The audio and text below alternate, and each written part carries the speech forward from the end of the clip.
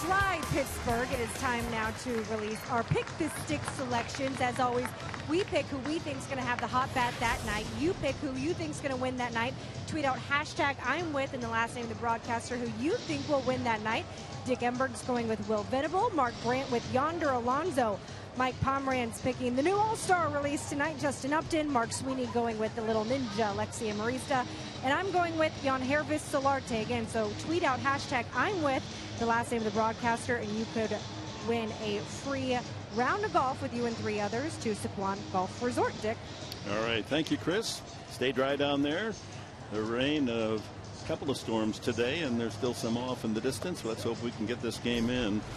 Looks like everything in good condition now. And here's the starting lineup brought to you by Toyota for the Padres. Derek Norris leads it off. How about that? Then Jan Hervis Solarte, Matt Kemp, and Justin Upton in their familiar places, 3rd and 4th in the order. Yonder Alonso hitting 5th.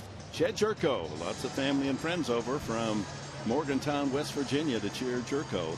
Will Venable in center field. Alexia Marista will work at shortstop, and James Shields on the mound.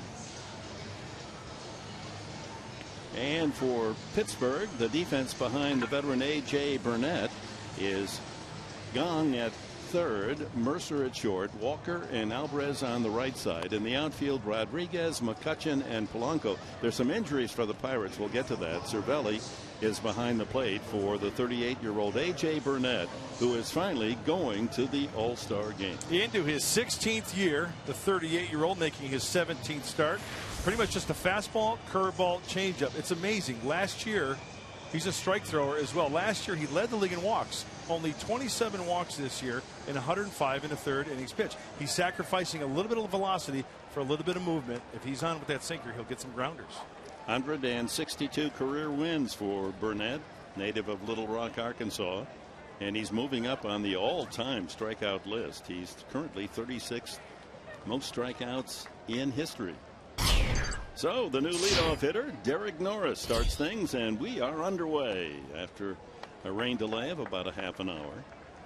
Norris at 241, 11 home runs and 45 runs batted in, and leads all major league catchers in extra base hits. Burnett has been incredibly tough here at home. That's a strike, 1-1. Last 4 starts, he's allowed a total of 3 earned runs.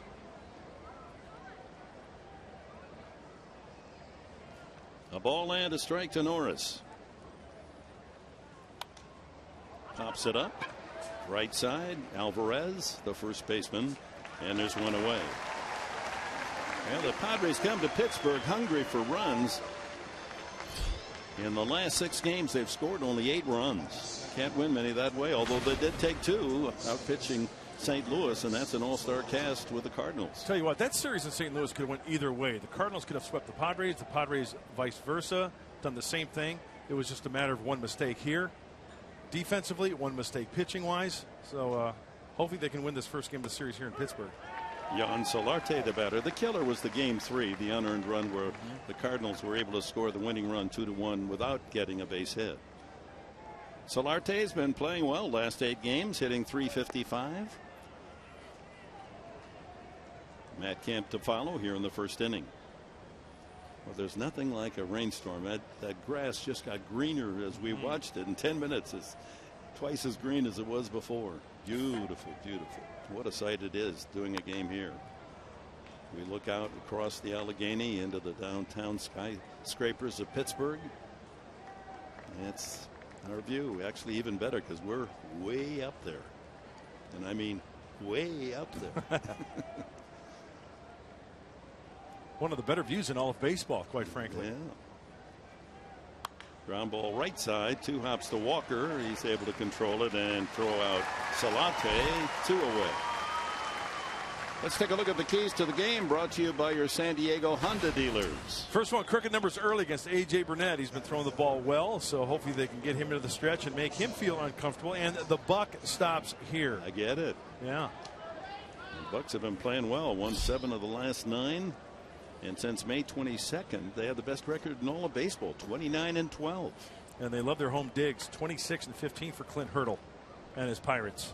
All good here in Pittsburgh. Matt Kemp. Swing and a miss. Burnett pitched against the Padres in San Diego back in May. It was an 11-5 win for the Buccos. He went 5 2/3, gave up 5 runs.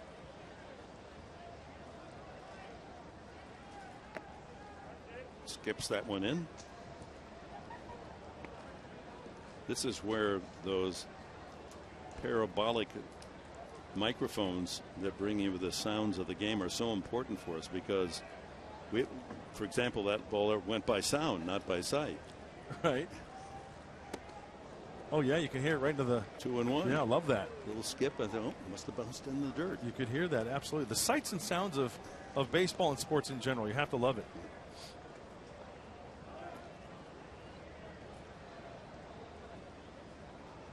Two and one to Matt, and 3 balls and a strike. Justin Upton hoping to celebrate his nomination to the All-Star game.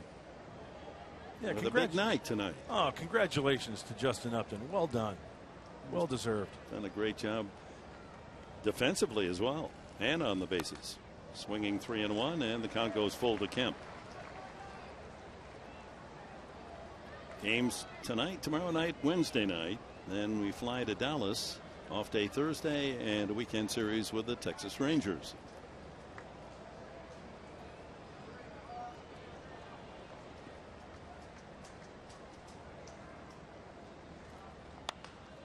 That's out of play. But just as evidence of how well, for whatever reason, this has been the Padres' favorite ballpark away from home. In the last 23 games, the Padres have lost 4 times. 19-4 here in Pittsburgh. Yeah, in years past, before they started to have good ball clubs here, the Pirates weren't that good, and the Padres always have had good pitching in years past. And strike 3 called. A late call by Jerry Meals. Not a good start for Matt Kemp. He doesn't believe that's a strike. He's ready to take first base. And he appeals his case, of course, for naught. Nice job by Cervelli pulling that one over the outside corner.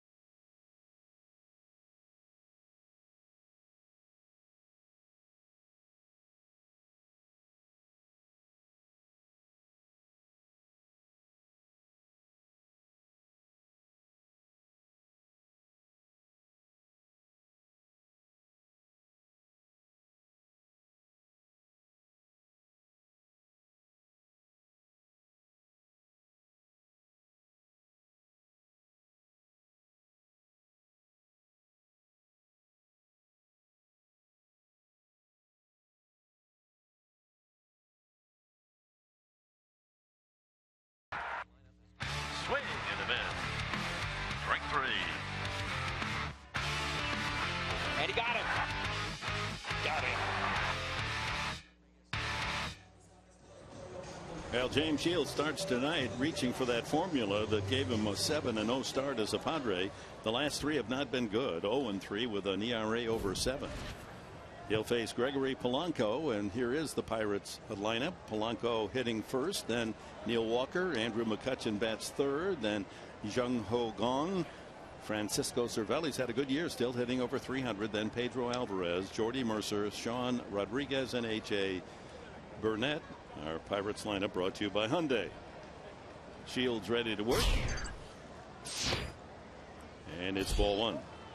Polanco in a little slump, 0 for 12. Kemp still boiling a bit as he went out to right field. Upton was holding him back in the dugout. He wanted more of plate umpire Meals. And wisely, Upton cooling his temper. Can't afford to lose your right fielder in the very first inning. Yeah, good point.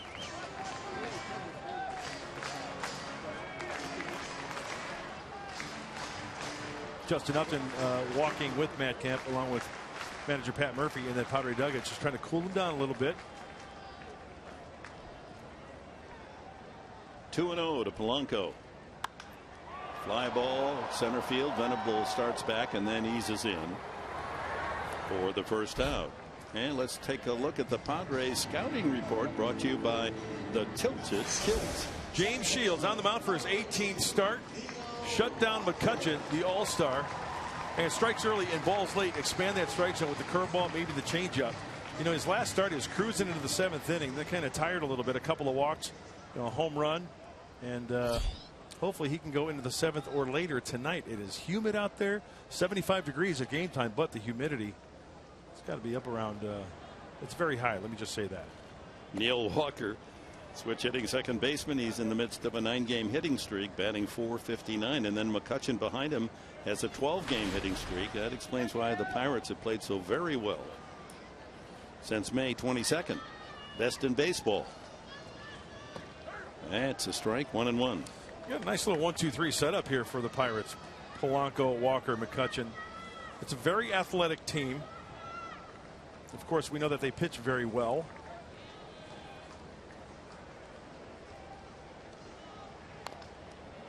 In on the fifth, 1-2. And their starters, Mark Grant, especially have been effective. They have 38 wins. St. Louis and Pittsburgh have more wins from their starters than any other major league team. That tells you something. They're going deep in the games. The offense is providing support, and they're leaving it on the ledger of the starter. Bullpen is cleaning it up. Reaches out and spoils that pitch. 1-2. Okay, the injuries, we mentioned that a couple of them, Buccaneers, a couple of top players are not in the game. Starling Marte left the game yesterday, left side soreness. And yeah, he's got 13 homers and 48 runs batted in, so he's not in the starting lineup. That explains Sean Rodriguez hitting 8th today. That's strike 3, and Walker knew it. And the other injury, Josh Harrison, he's been placed on the DL with a thumb injury and a slide at second base, so he's not available. Here's the Padres defense today, brought to you by your San Diego County Ford dealers. Upton, Venable, Kemp in the outfield, and Marista and Drico the double play combo. Solarte and Alonso at the corners, and Norris behind the plate for Shields. And here's Andrew McCutchen, 12-game hitting streak. Last 41 games, batting .365. When we saw him out at Petco in late May, he was struggling a bit. He's gotten hot since. He's just one of those hitters that's going to prove during the course of his season he is going to get hot as the summer gets hotter. He's going to figure it out. A lot of people might think, you know, he gets pull happy sometimes, but the more and more you see him, I really don't think that's the case. Sure, he'll drive the ball the other way at times, but he just some way, shape, or form figures it out. He's a career .299 hitter going into this year. And he's hitting .297, and the stock market has got him with an arrow going up. Down low, 3-0. I love the scoots. I love the socks. I love the Pirate uniform. Good baseball tradition here in Pittsburgh, no doubt about it. Pitchers work McCutchen carefully, reflected in the 40 walks. And he's swinging 3-0. And why not? You got Gong on deck. McCutchen, if he's going to get a fat pitch, hack at it. Gong, remember at Petco, he had a monster home run way up in the second deck in left field. Bang it, Gong, get it on. He's been a good add to this Pirates lineup. 3 balls and a strike. Line drive, hooking, foul. See how quick he was to that pitch inside? 3-1 fastball, and he turns on it very quickly. Watch as we look at the MLB leaders, Dick. He's got an active hitting streak going. How about Tulo? He's got 18 straight. Then Altuve, he's going to the All-Star game. McCutchen, Posey with 11 straight. But the Giants have lost 6 in a row. Drive to right field. That's hit well. Kemp going back and makes the one-handed catch a step from the wall. 1, 2, 3 go the Bucks in the first. No score here in Pittsburgh.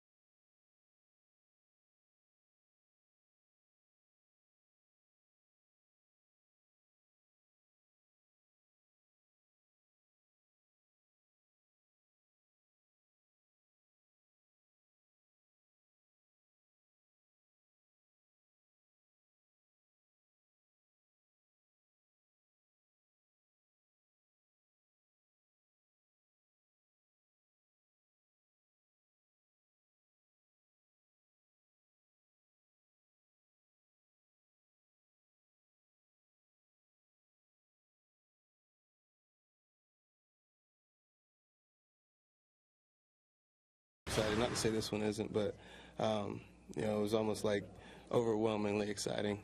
Now I'm excited. I'm excited to play in the game. I'm excited to be around you know, the guys, you know, for a day or two, and you know, I'm excited to be able to experience it again this year. And Upton, talking about being named to his 3rd All-Star team, talked to him about the 2nd time. He said that was just a complete whirlwind because it was in the host city in Arizona, which was where he was playing, and he said that day went by so quickly. Line drive by Upton, hits it solidly, but right to the other All-Star. That figures, doesn't it, for the first down. Brings up Yonder Alonso. Upton making that All-Star lineup for the 3rd time. Because of the numbers he's posted, most all of the #1 offensive numbers belong to Upton so far.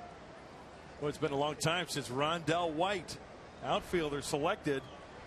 Once again, Justin, just keep on swinging the bat you did on that last at bat. Just happened to be hit well right at the other All-Star, as you mentioned, Dick, Andrew McCutchen. Yonder Alonso, and then Jed Jerko here in the 2nd. Alonso with the Padres top average, 301. Burnett will burn the edges. Yeah, nice and easy delivery. And A.J. Burnett even has mentioned that this is going to be his last year. And maybe it's the mindset that, hey, I'm going to go out and just have fun out there. Next thing you know, the numbers are great. 2-1. We have a correction from the press box that the umpiring crew, they juggled the 2 umpires. Paul Emmel is the plate umpire and Jerry Meals is at first base. It's announced just the opposite.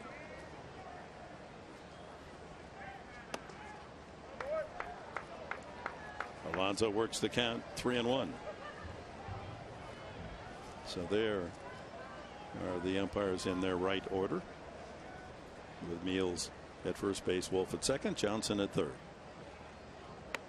And a walk for Yonder Alonso, first Padre base runner. Hey, remember the first inning when Andrew McCutchen hit the ball well to right field and Matt Kemp made a nice catch. Here we go, the opposite way. Back goes Kemp to the track, makes the catch. Now watch as he, it's the end of the inning. He throws the ball in, and he hits McCutchen in the back. Look out. All in good fun. No intent there by Matt Kemp. Alan McCutcheon took it the right way, too, with a big smile. Here's Jerko with Alonso aboard. 1 out here in the second. And pulls it foul. Well, as we go through the course of the game action tonight, we'll review the men named to the All-Star game. There's some surprises. One of which we talked all along about Frazier or Carpenter at third base. Carpenter doesn't make the team at all. Nolan Arenado gets the backup at third base. Isn't that amazing how quickly things can change? Relief pitchers, there are 3. No Craig Kimbrell. Rosenthal, Aroldis Chapman of Cincinnati, Mark Melanson here in Pittsburgh are the 3 bullpen guys. Outside, 1-1. And A.J. Pollock made it as one of the 5 outfielders. He's had a nice season. But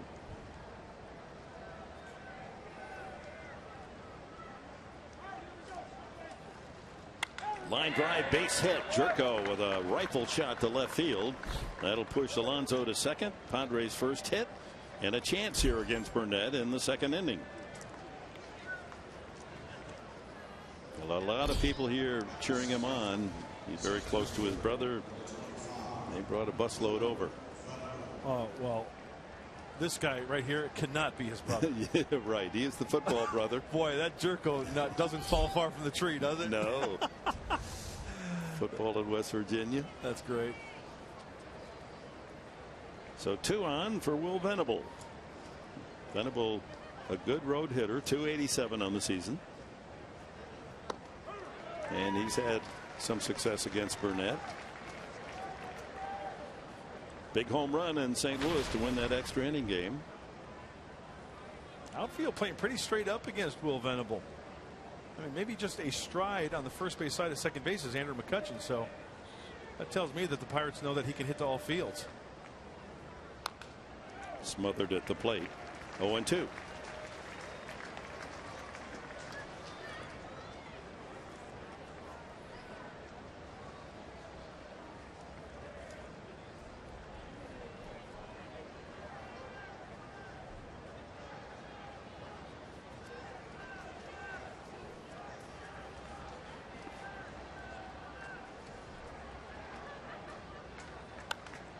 There's the backdoor breaking ball that A.J. Burnett will try to do to left-handers, and then sometimes we saw him in San Diego.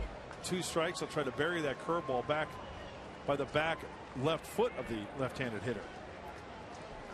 Tried to backdoor that last one. 2 Padres aboard here with 1 out in the second. And another foul. In on his hands again.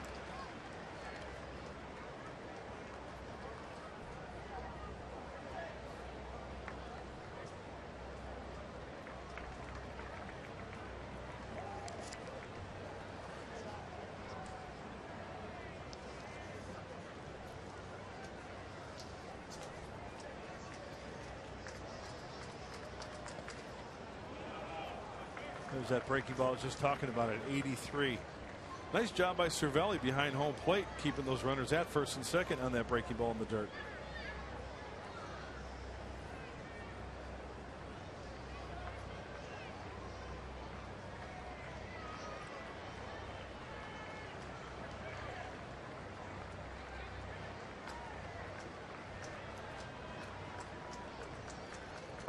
Inside, he checked. 2-2. Well, this is going to be close. Does he go? Oh, I think the Padres caught a break. He checked just in time. Make it hurt, Will Venable. Burnett, veteran, very deliberate with men on base. 2-2 coming up. Inside again. There's a good battle going on right here. Will Venable, Burnett trying to go out, trying to go in, trying to go out again, down with the breaking ball.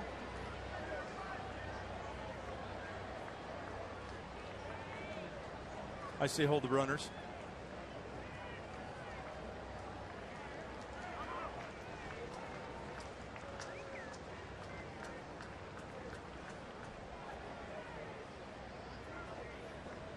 Yonder Alonso at second. Jerko takes his lead at first. Full count. Ball 4 and the bases are loaded. Couple of walks from Burnett brings up Alexi Amarista. Jerko to second. Alonso to third. A Padre over every pillow. All right, we've got action. All the pressure is on Burnett. A little chat from Cervelli. Alexi's got to be patient here, get a pitch, use the whole field, try not to be the hero and come out of his shoes. Just put the ball in play, hit it hard. He's had success against Burnett. He's got 6 base hits against him.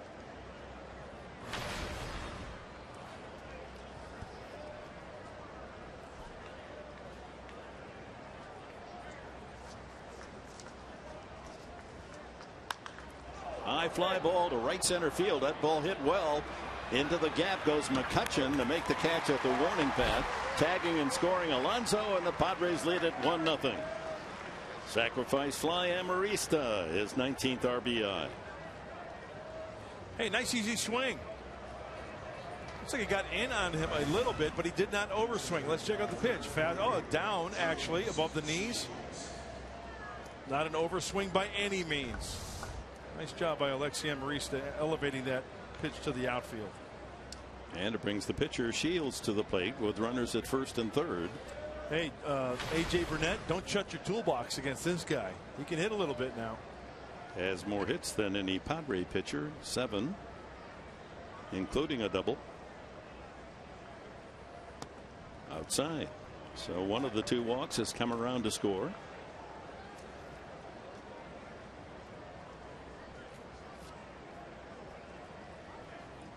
Against these Pirates, especially, to take the early lead, important. I'll tell you why. Ground ball up the middle, and Mercer will go to first base for the out.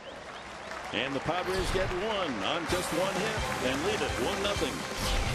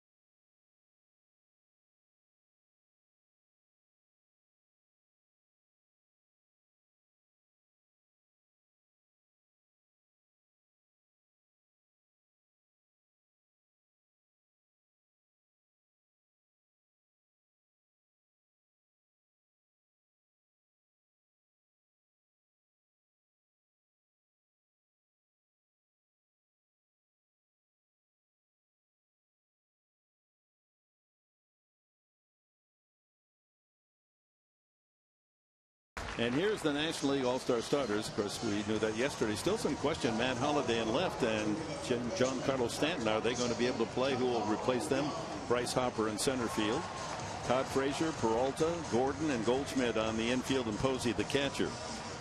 The reserves then announced today, and that includes Justin Upton as one of the outfielders. He with Andrew McCutchen, Jock Peterson of the Dodgers, and A.J. Pollock of the D-backs. Also making it as a reserve, and they're the others. Grandal makes the All-Star team with Molina. Gonzalez should have made it, and so should Rizzo. LeMahieu and Panic, second baseman. Arenado, the third baseman. And Shields' first pitch to Jung Ho Gong is a strike. We'll share more of that information and our thoughts during the course of the game. Never perfect, you know. Right. Every team thinks that they should have more than a couple of their players in the All-Star game, and it's a juggle. The managers vote, players vote, you fans have voted.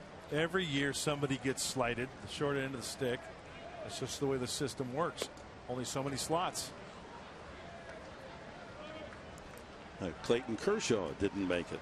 Yeah, you know what? He's not even in the top 10 in ERA. So you look at a statistical standpoint from Clayton Kershaw, and we know what his resume looks like, but not quite the year so far. Nubbed near the mound. It's a wet grass, and he gets him anyway. Shields stayed with it. And that's something to watch tonight, especially out in shallow left field. That's where most of the water off the infield tarp was dumped. Well, it's a play that now James Shields can laugh at. Let's see the big high kick on the follow through, going over first base. Can't field it. No need to panic. And Alonso, you know, credit Alonso for making the adjustment to having to reach up to his left, expecting the chest high throw, then to have to stretch there. From short range, that's a tough play. Sure is. Good reaction, Yonder Alonso. That'll bring up Francisco Cervelli. Catcher has been above the 300 mark all season long. 29-year-old former Yankee. Right center field. Over goes Camp and calls, and he takes care of it in front of Venable. 2 away.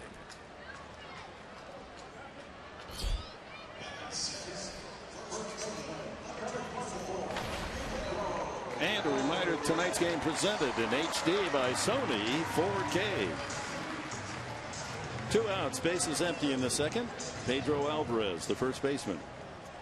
And he can look over into the first base dugout and say, "Hi, Pops." His father-in-law is Pat Murphy. Married his daughter Kelly. Former star at Vanderbilt. Grew up in New York City. There you go. El Toro. He can hit him a long way.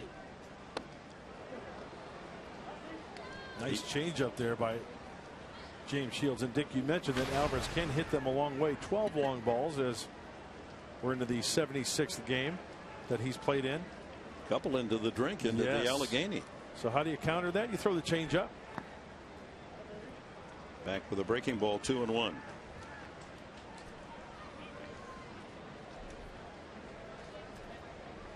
He went the opposite field yesterday in the 5-3 win against Cleveland as they rallied from a 3-0 deficit.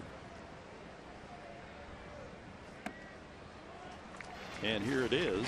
This sparked the Pirates to come from behind again and win. That's how strong he is. Goes deep to left center.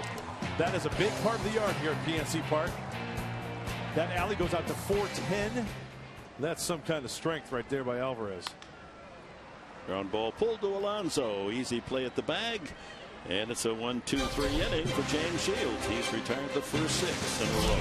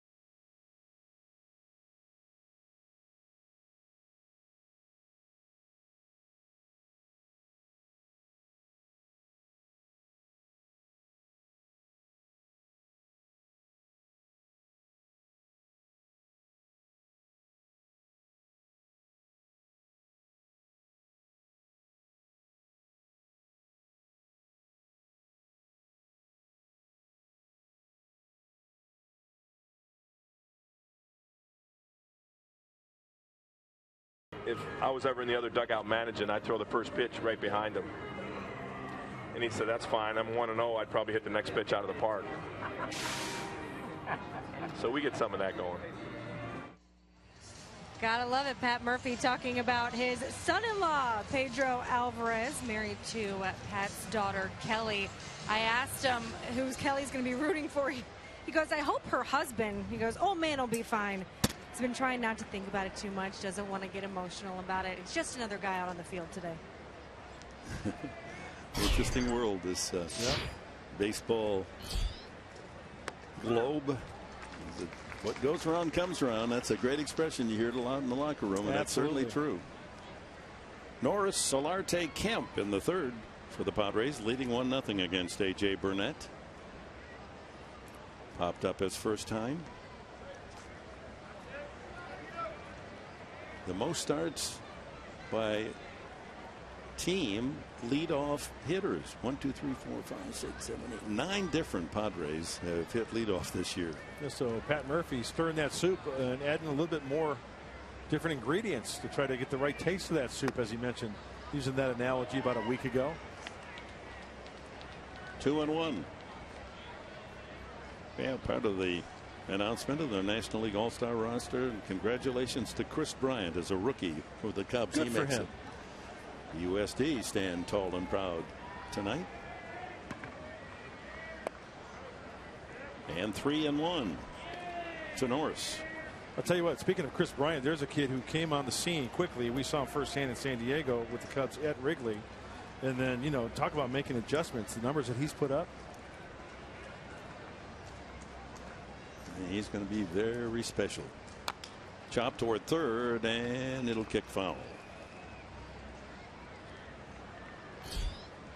Nice to see Joe Panik make it. You know, doesn't get a lot of publicity out on the West Coast, but every time we see him, he does something to help the Giants win. And of course, his manager sees him every day. Bruce Bochy, the NL manager, likes what he sees in Joe Panik. And he had a say in that decision, I would think. Another foul. Now back to Kershaw, not named, but he still may be. We'll get to that.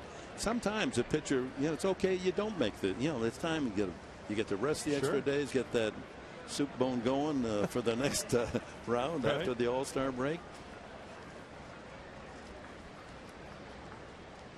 Again, 3-2 out of play. Because there's still that final player to be selected, and it all comes Friday between 10 and 4 Eastern time. So that's 7-1 out on the West Coast. And the 5 finalists there are Johnny Cueto, Juris Familia of the Mets, Clayton Kershaw, Carlos Martinez, the pitcher for the Cardinals that we saw a couple of days ago, and Troy Tulowitzki are the 5 from there. One of those players will be selected by Twitter. Smothered to third, charged by the third baseman Gong, and just in time throws out Derek Norris. Well, a couple of things here. A.J. Burnett consistently trying to pound away that outside corner. Derek Norris pulls this ball. Now Gong's got a long way to go. Scoop, transfer, nice throw, and they get Norris, who could pick him up and put him down. One of the better catchers, running catchers out there, I would say. He made it close. Solarte grounded to second. And Cervelli, the catcher there behind the plate, handling A.J. Burnett for much of the balloting. He was in the top 3 with the Pirates, but the 3 catchers will be Yasmani Grandal, Yadier Molina, and the starter Buster Posey. Fly ball to right. Routine. Polanco has the second out. And time for our top tier player profile, brought to you by Arco. All-time strikeout leaders. He doesn't have, well, he has 1 strikeout tonight, so that strikeout ties him with Jim Cott, all-time for number 35. 2,461 punch-outs. You got to love Kitty Cat, Jim Cott, and that's good company there. Jack Morris. Hey, the double D, the winder. Yeah. Don Drysdale. And then, of course, Christy Mathewson. Good company, A.J. Burnett. He's had quite a career. He needs only 4 more tonight to pass Mark Langston, number 34 all time. Is 1 strikeout. The man at the plate now, Matt Kemp, who still doesn't agree that he was struck out on that 3-2 pitch in the first inning that appeared to be outside. Shift on. Drive foul down the right field line. A lot of pitches away to Kemp.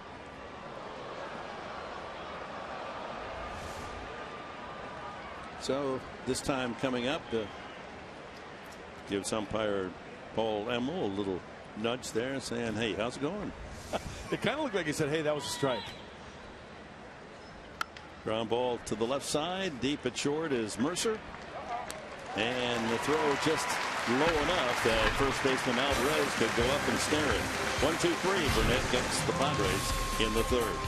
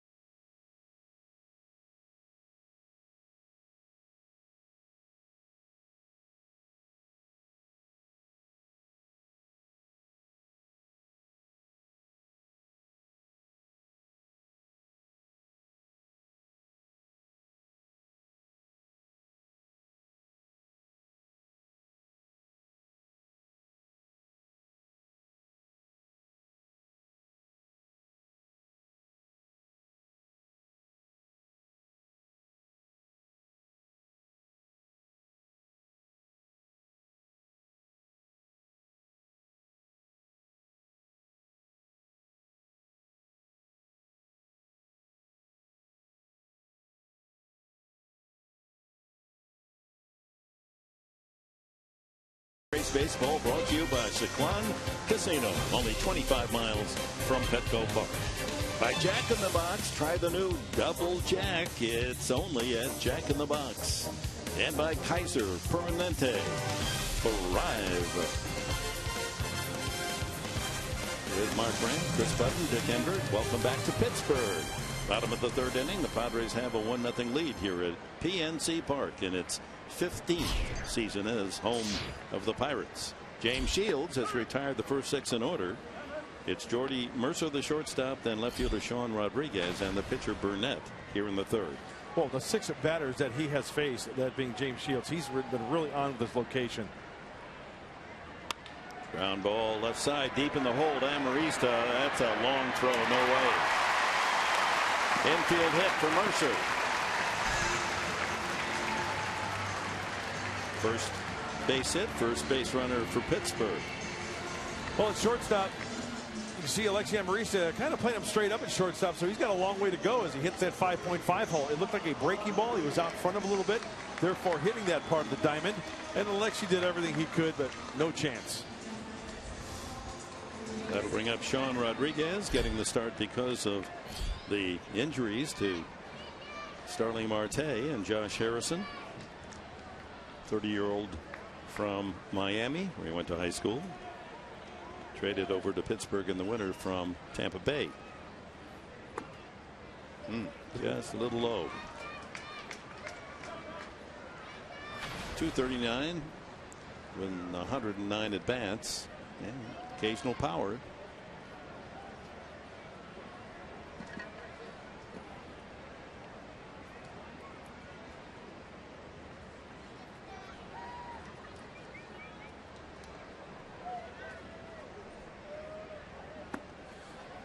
You know, I'm a firm believer, always have been, anybody who comes up to the batter's box with a bat in their hand is a threat. That's the mentality a pitcher has to take. But with that said, with the few at-bats and few games played for Sean Rodriguez, this is the part of the lineup where James Shields should be able to take care of.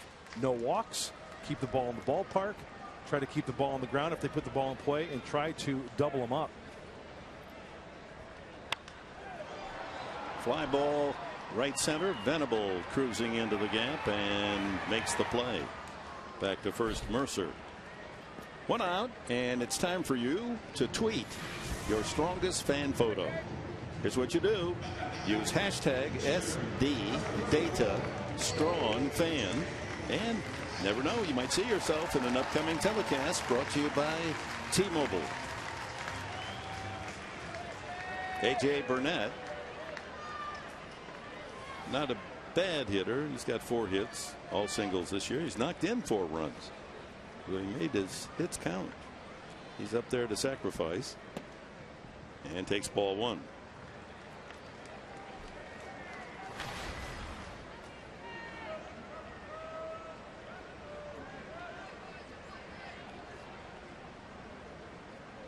He's done a good job moving his runners along. He has 5 sacrifice bunts.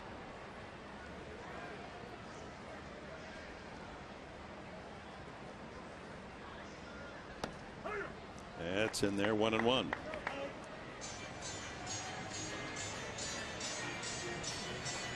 I've always felt as a pitcher, bunting, one of the tougher pitches to bunt is that sharp breaking ball. That looks like a sharp breaking ball right there from James Shields, whether it's a cutter or a slider, especially if it has good depth to it, good tilt. And then 2 strikes, maybe a high fastball. It's tough to get up on top. They foul it off, strike 3. And then he swings away, but Amarista was still in position. There's one, back to first. A double play. Oh, was that a unusual double play, because Amarista was just shaded over towards second, expecting that he would have to handle a throw on a potential throw out on the sacrifice. Instead, he winds up having to field this ball. Look, he has to re-gear himself, and then Set and Jerko coming out of nowhere to make the relay throw. 6-4-3.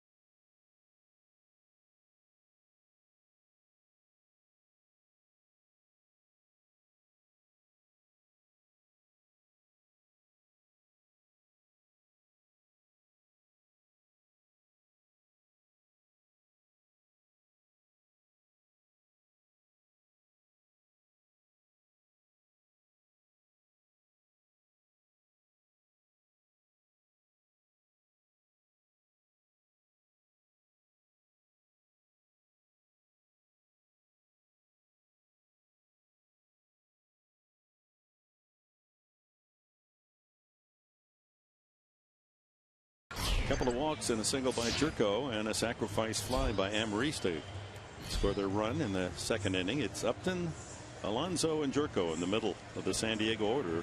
Upton hit a shot at center fielder McCutcheon his first time. Yeah, a lot of moving parts on that double play that we just saw turned by the Padres, and Burnett running down the first baseline. Maybe those legs get a little heavy in this inning, and see if the Padres can take advantage of some elevated pitches.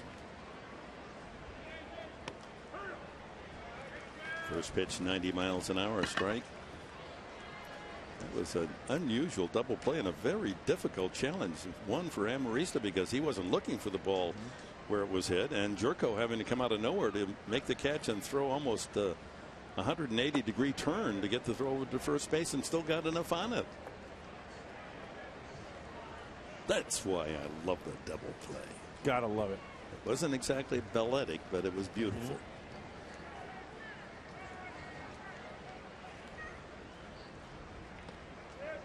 Two balls and a strike.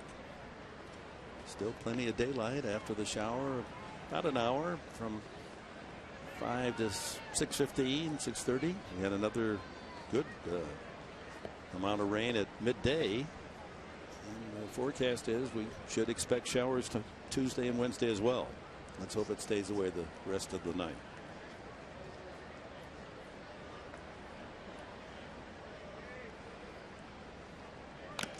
Ooh, fouled off the mask of Cervelli. That one nearly knocked his mask off.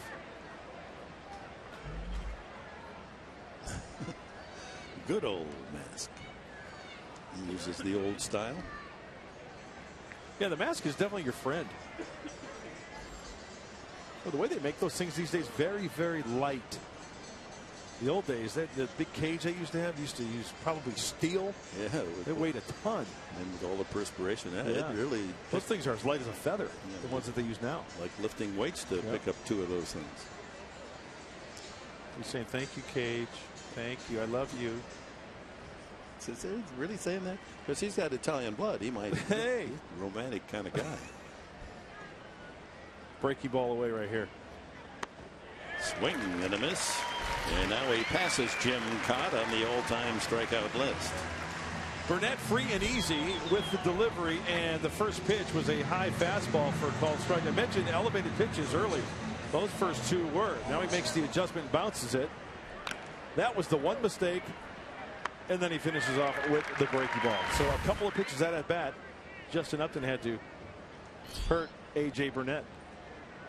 Yonder Alonso walked and scored the Padre run. Second inning.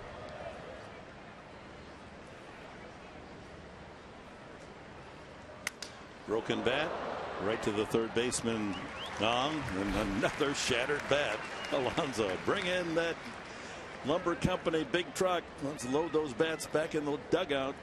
Well, Dick, we know you love the double play. Burnett's at the bat. Everybody's anticipating, but Alexi doing the pirouette. The strike to Jed Jerko. Now here's where Jed Jerko really has to be athletic. Catch, tag the bag, now swing and throw the one hopper all the way across to first base. All his momentum going into left field, and the nice stretch by Alonso. They just get A.J. Burnett.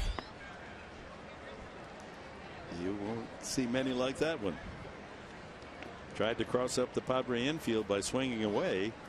Very nearly got it through that empty left side, but Amarista and Jerko deny. Jerko singled, the only Padre hit. Line drive to left his first time. A ball and a strike. After Alonso walked with one out, Jerko singled him to second base. Venable walked to load the bases, and with one out, Amarista got the run home on a deep sacrifice fly to center field.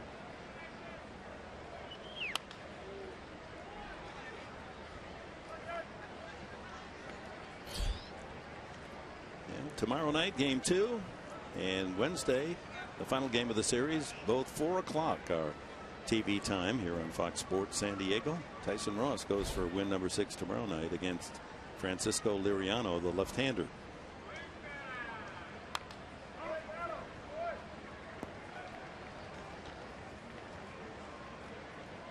As we play tonight, the Pirates 13 games over 500. That's the best they've been all season. Padres are 6 under 500.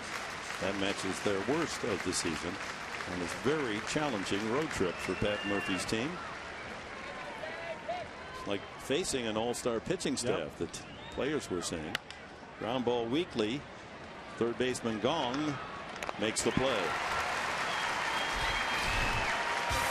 Burnett now has retired 8 in a row.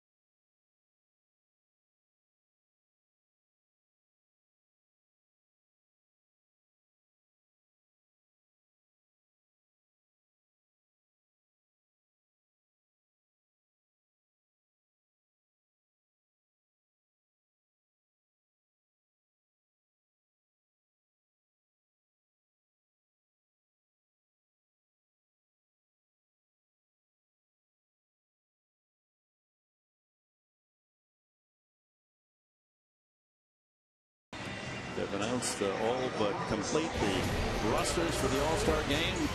Coming up a week from tomorrow night, 4 o'clock on the West Coast here on Fox. All-Star Classic. And a lot at stake. The winner gets that home field advantage in the World Series, and that can be a very big plus. 4 o'clock a week from tomorrow.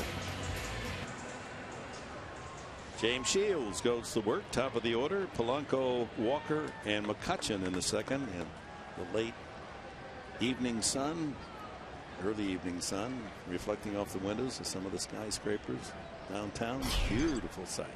It is just spectacular as the sun sets to the west and you get those reflections of this beautiful skyline. Well, that's nice. We're up, what? We must be up about 10 stories, aren't we? Yeah. I saw Scranton the other day, and it looks like a nice town too. Yeah, they've got a nice skyline from this view as well, huh? Here we are. Now keep panning down, farther, farther, farther. Yeah. Farther, but it isn't quite as high as Nationals Park in Washington. That is, that's a tough one. You know, I talked to hitters along the way too from the Padres, and they say this is a good ballpark, the batter's eye. You see straight behind James Shields, you get a good view with that big green wall back there. And a nice job with the hedge there. They've clipped out Pirates. 2-2 to Polanco, who's 0 for the last 13. Yeah, that's nice touch. Yeah, it is. Some nice artwork. It's hard to get a Pirate to go out and do that kind of work. And a full count now to Polanco. Breaking ball to go 3-2. Seems like James Shields has some confidence in that breaking ball. The slider slash cutter to the left-handed hitter Polanco. Pulled to the right side. Jerko into the hole to throw him out. One away.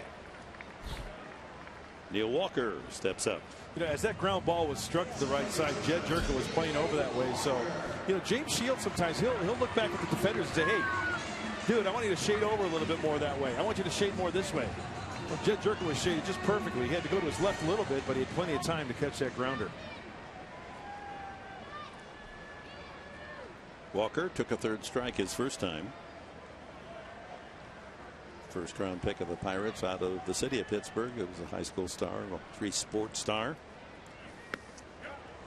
He went around, strike one.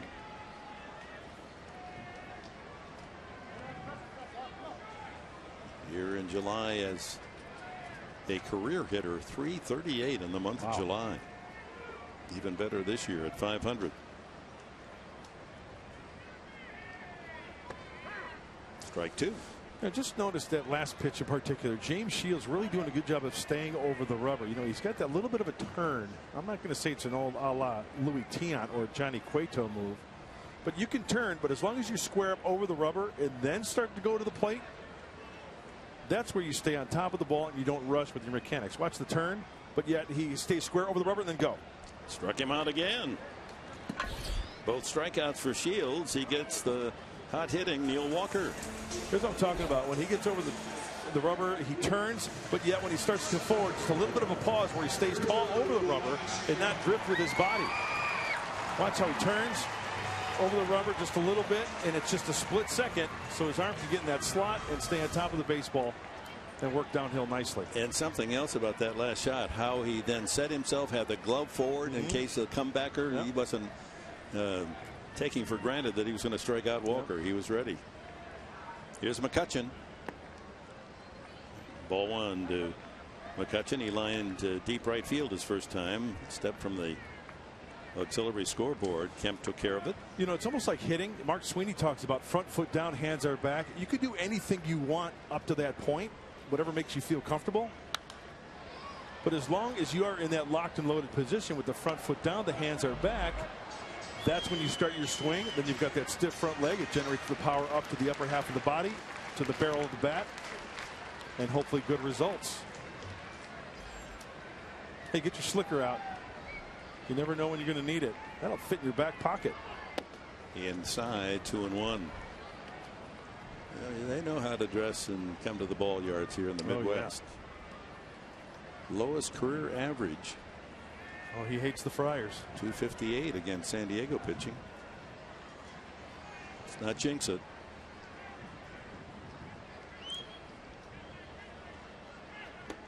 No, he got fooled there. He was backing away, and a sharp break.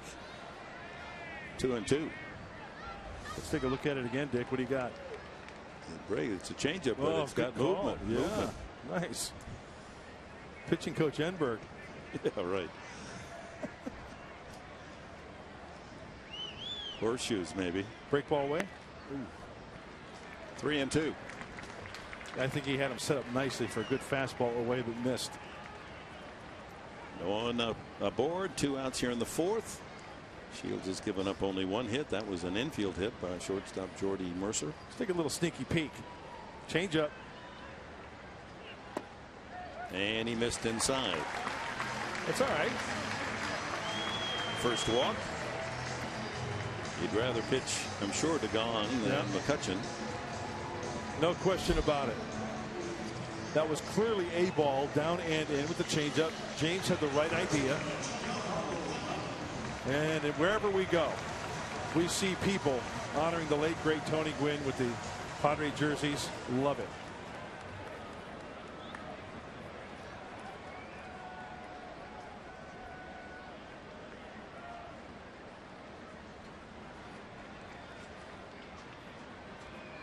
Gong squirted one out between the mound and the first baseline that Shields was able to box around and finally get the put out on a high throw to Alonso. Made a good play at the other end. Fastball low.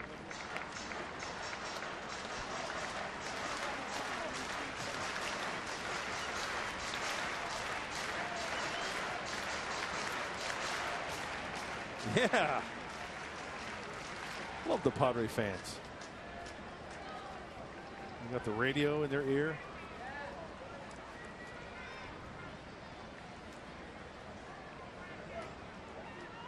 McCutchen, he'll steal you a base.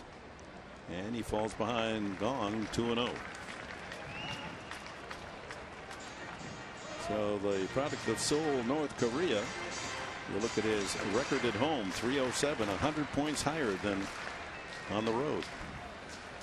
Yeah, gung-ho at home, not so much on the road. Make a good pitch here, get out of this inning. Let's thinking along right there with you, Dick. A little quick throw over to first base, 2-0. There's one thing that's this Pirate team, as we take a look at a rainbow, which is beautiful. This Pirate team, they'll run 3-1, 3-2. If they get a good jump, a lot of teams don't like to do that because they don't like to trick the hitter or mess up the hitter's timing. On the inside corner, 2-1. It's a big arcing rainbow, beautiful, but it's not that dramatic kind because not a lot of moisture in the air at the moment. But hopefully that's a good sign. We're going to find some gold while we're here in Pittsburgh. Maybe a couple wins, maybe 3. 2-1. Breaking ball, big sweeping slider. You could call that a slurve if you want. It's got that big sweep. It's not the traditional 12-6. Watch how it goes from side to side. Call that a slider if you will. Clint Hurdle, the manager, praising Gong because he takes a lot of pitches at every plate appearance.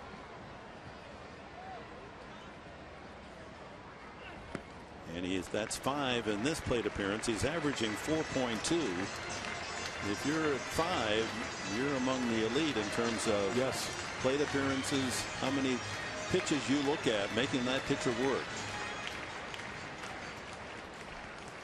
That'll give McCutchen a head start at first. See if James goes to a long set and then maybe throws over. Nope. Strike 3 called. You could hear plate umpire Paul Emmel bark it out. Couple of strikeouts, 3 in the game for James Shields. We've completed 4 in Pittsburgh. And on 1 hit, Padres lead 1-0.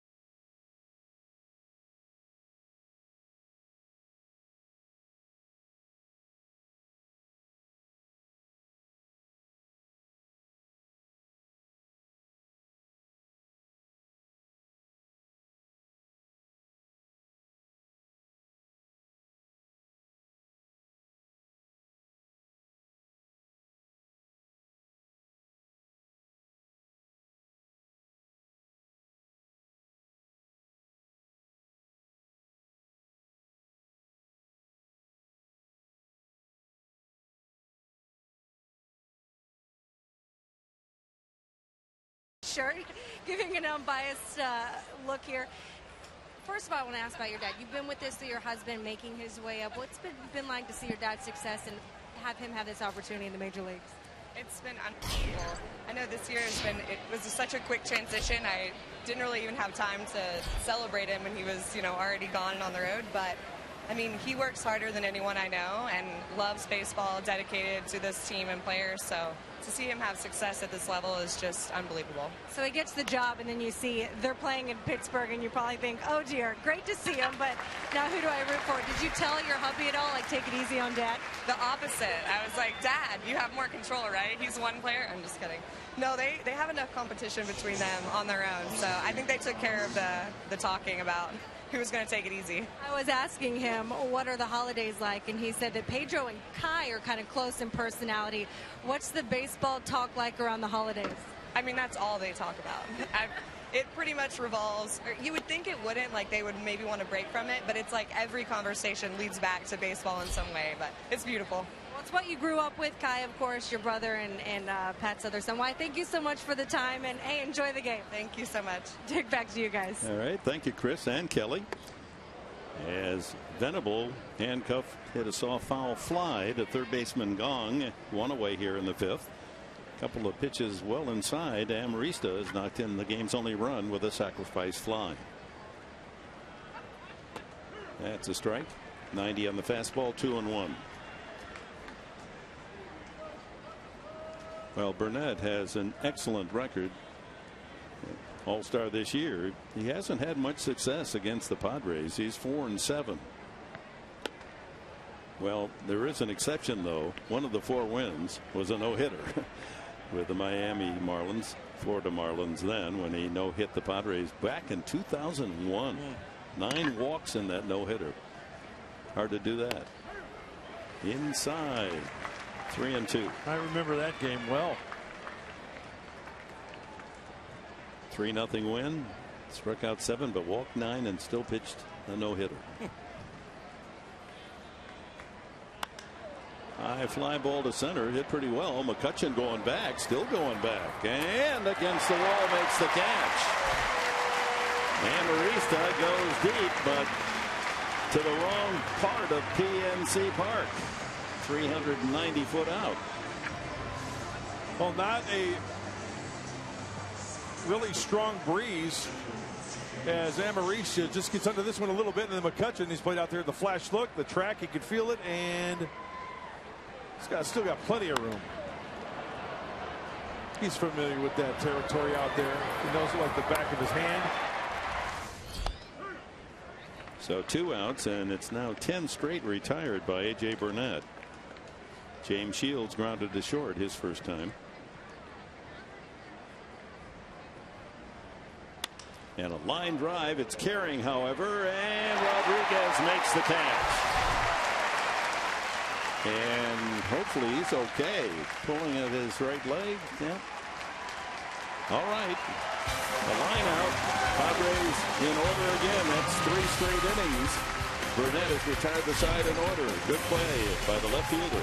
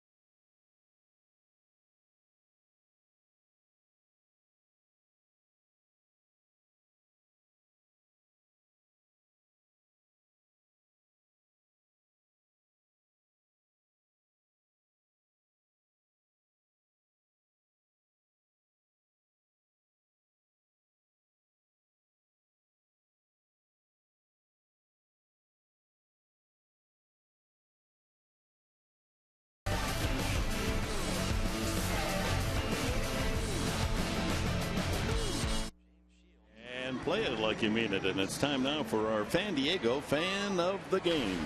You know, how sweet is that? A Padre fan just enjoying a big league ball game, an away game for his Padres, and listening to local radio play-by-play. Hey, enjoying some fries maybe. Nothing like ballpark food. You know, if you were to serve that at home, you'd say, well, thank you anyway. But boy, when you're at the ballpark, hey, it is terrific. It's all good. Yeah. Shields goes to work in the bottom of the 5th inning. He's allowed just 1 hit, 1 walk. Cervelli, Alvarez, and Mercer.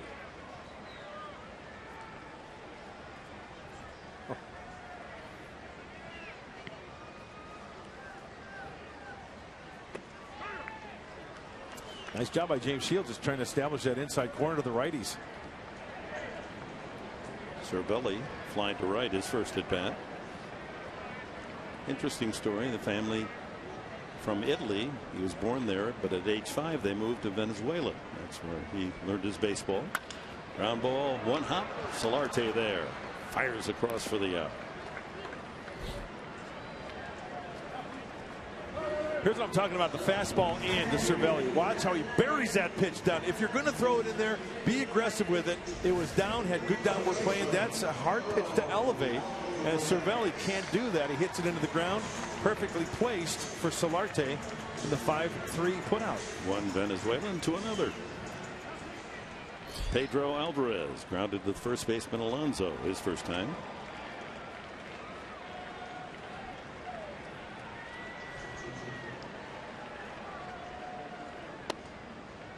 Outside, ball 1.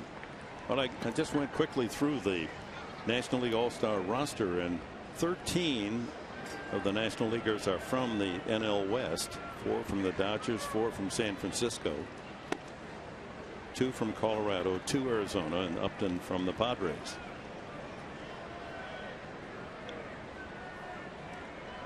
Talented division. It is indeed. Representing, yo. You surprised that Yasmani Grandal made the All-Star team? You know what? He's had a decent year. He's got some pop. Showed some pop. He's got like 10 or 12 home runs, I think. Yeah.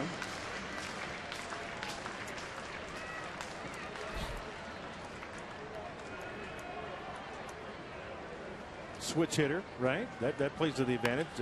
Another ball hit to Yonder Alonso. So Alvarez hits to his cohort and the other team at first base twice unassisted. There the reserves. No question about Molina and Gonzalez and Rizzo. They certainly have earned it. But Mayhew, nice for him. Panic. Arenado, I certainly would have voted for him. Great on you. Good on you, Chris Bryant. Brandon Crawford, always underrated. I think he's long deserved. He should get a Gold Glove too, in my opinion. McCutchen, Jock Peterson, the rookie. A.J. Pollock is a bit of a surprise. Yeah, Brandon Crawford, one of the better shortstops out there. He's good. Yep. Pat Murphy wouldn't argue with Pollock. Go you, Notre Dame. That's right. Mercer has the only hit off Shields. A ground ball to deep short that he beat out. He won't beat this one out. It's right at Jerko for an easy play and a quick inning for James Shields. We've completed 5. It's still the Padres up 1-0.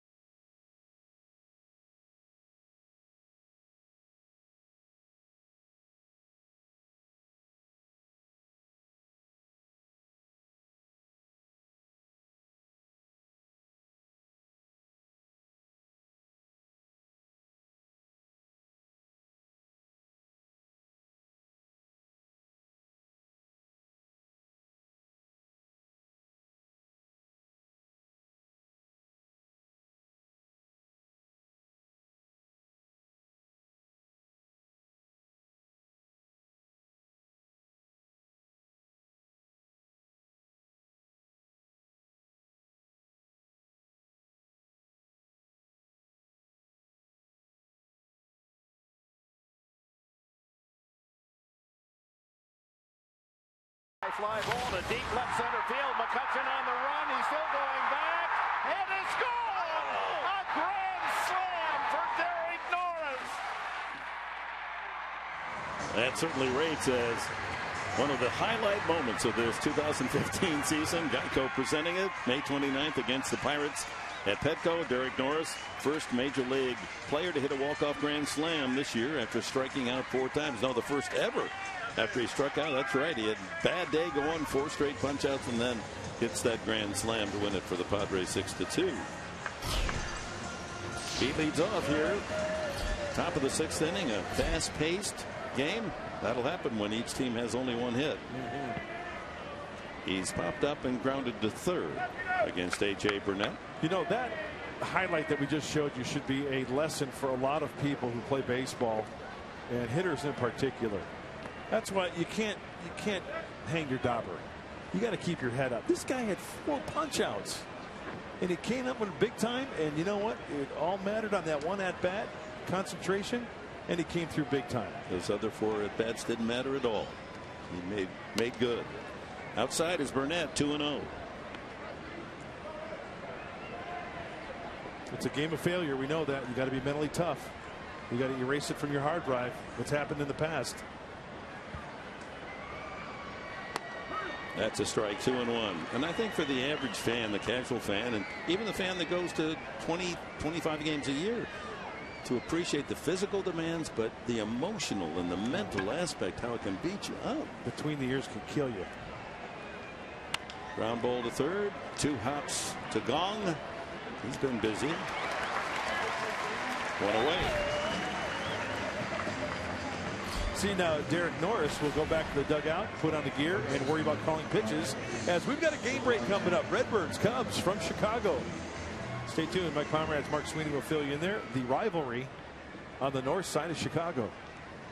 Yeah, there's a line down right about Springfield where the Cubs fans in Illinois go to Chicago, and then on this side they're St. Louis fans. And that's a big series. And then the Cardinals come here for 4 games over the weekend. Inside to Solarte. Starting tonight, St. Louis 6 in front of Pittsburgh and 8.5 ahead of the Cubs, who are 8 games over 500. No score in the third. So what's happening there? Pulled foul by Solarte.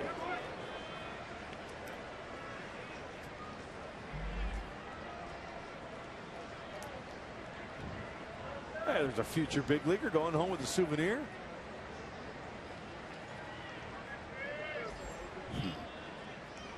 Never get tired of seeing those faces, huh? And that's a called strike 1 and 2.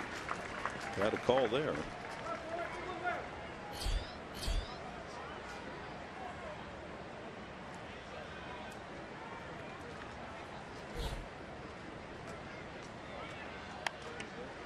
Pop up on the right side. Walker drifting out into right field to make the play. 13 straight now retired by A.J. Burnett.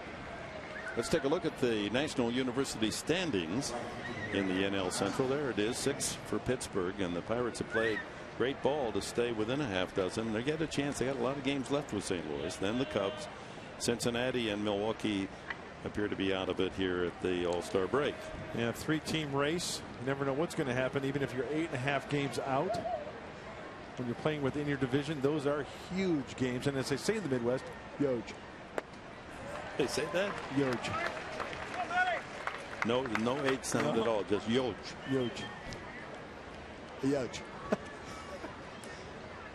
Well, the Padres need to do something to get Burnett out of his rhythm. He's working from the windup, 13 straight outs.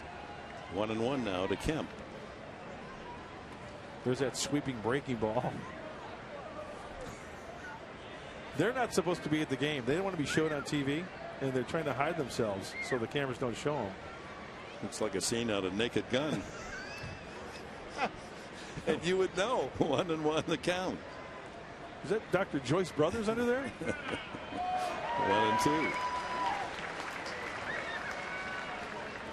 I've never had a day of more fun than the one day that I was able to be at the shoot for that that movie. That's a classic scene in that movie. Leslie Nielsen wasn't in the scene, but he was in the audience laughing at everything and encouraging us. Well, Dr. Joyce was right there on the broadcast panel. Let's see, I'm trying to think. It was Mel Allen, Tim McCarver, Kurt Gowdy, myself, Joyce Brothers, Dick Vitale, Jim Palmer. That's that was a good panel. That was the joke. Pulled foul. Then we all auditioned for the scene where we what was it? The guy ran into the wall and his head came off. You know, well, we all had to look so amazed. I won the award for the most amazed stupid look. That was my big moment. I think I was up for an Oscar for a supporting awesome struck. And then remember the guy who slid into second base gets mauled by the Tiger. Yeah, that was a good one. But I thought one of the funniest scenes was Nielsen going into the umpire's room. Oh yeah. 3-2 to Kemp. Up the middle, but the shift is there, and so second baseman Walker has an easy play. 14 in a row now for Burnett, but Padres have the only run of the game. I love you too, Norbert.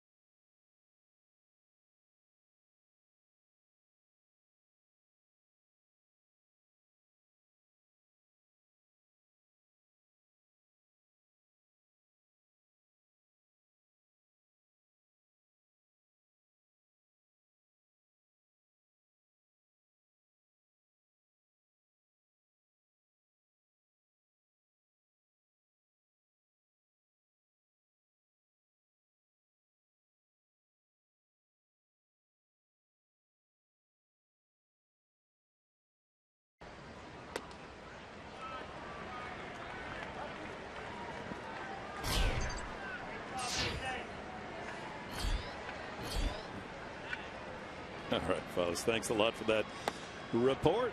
Finally a hit, huh?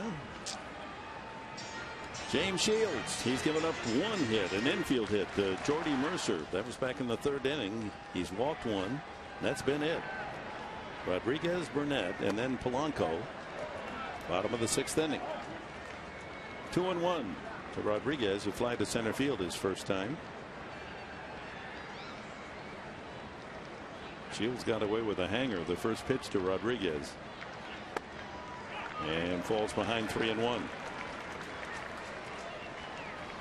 you don't want to walk that 8-hitter. That gives Burnett a chance to bunt him along, and Polanco and Walker a chance to tie the game. But he drills one to center field. Venable back for the catch. One away. Time now for our Tools of the Trade, brought to you by Ram Trucks. And we're going to go back to that third inning. Talk about double plays. Who loves the double play more than the professor? Dick Enberg. Here it is. Burnett shows bunt, swings away. Amarista. Jerko's got to go to second base. Throw across his body. A nice pick by Alonso. The 6-4-3. The 77th twin killing turn by the Padres this year. Came at a perfect time with James Shields. Yeah, you bet. Way to pick me up. Here's the pitcher, Burnett. In fact, I love the double play so much. In Cooperstown, for my speech, I'm trying to see, do you have any numbers for Tinker or Evers or Chance? I'd like to have them up there with me and turn a couple of double plays during my speech. We can get our people on that. Burnett to third. Across Solarte to Alonso. 2 away. Let's look at the pitching staff for Bruce Bochy in the All-Star game a week from tomorrow.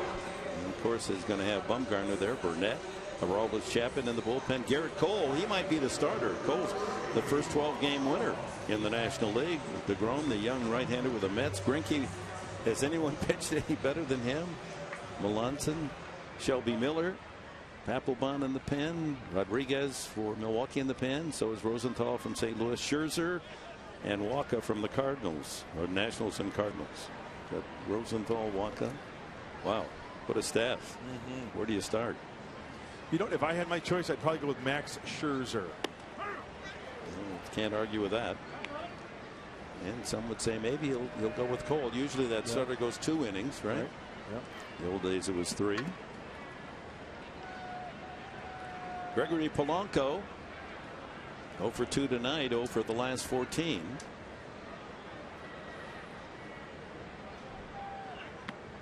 Good breaking ball.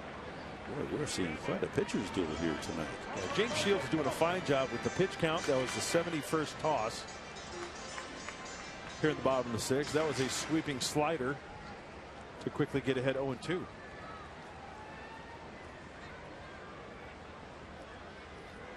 Curveball. Bounce it. Right at the bottom of the strike zone, would have been called a strike.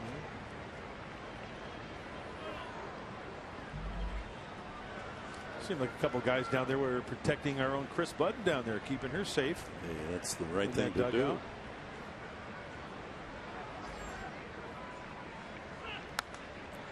Pulled foul down the right field line. Well, how about at Wimbledon today? That's the best day in tennis. All 16 remaining players, men and women, play on one day. And for the women, we have 3 U.S. women. It follows up on the World Cup. It's been a great time for the United States female athletes. 3 women have made it to the quarterfinals, the final 8 of Wimbledon, including Coco Vandeweghe from Rancho Santa Fe. Serena Williams beat her sister Venus in straight sets, so she goes through as the heavy favorite. But Coco Vandeweghe and Madison Keys, I think she's going to be a star. Also advance. That's exciting. Coco Vandeweghe, sister to Kiki Vandeweghe, who played basketball at UCLA, right? And in the NBA for many years. In the dirt, 2-2. And Ernie Vandeweghe, the grandfather, was a great athlete, played for the New York Knicks. Dr. Vandeweghe.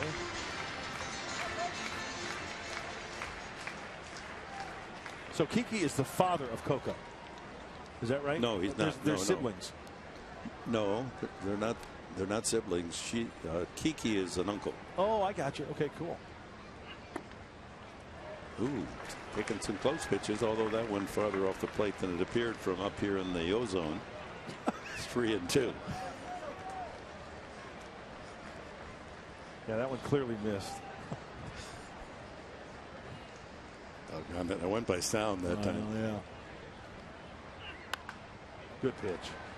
Alonso will feed it to Shields in time for the out. What a pitcher's duel. 1 hit aside, 1-0 Padres.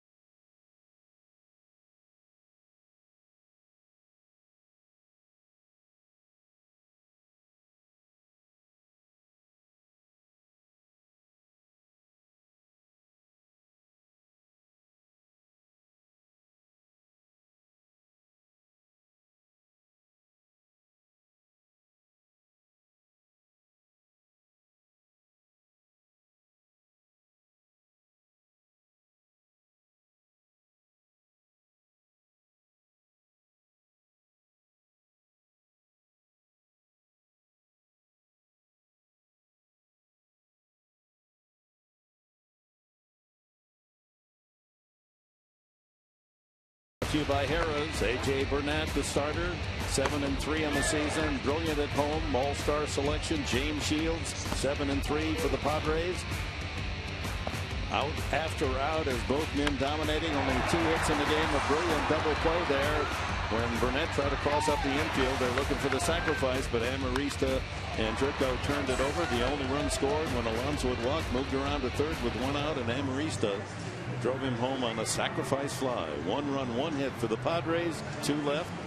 No runs, 1 hit, no errors, 1 left for Pittsburgh. And we go to the top of the 7th inning. Justin Upton lined to center and struck out.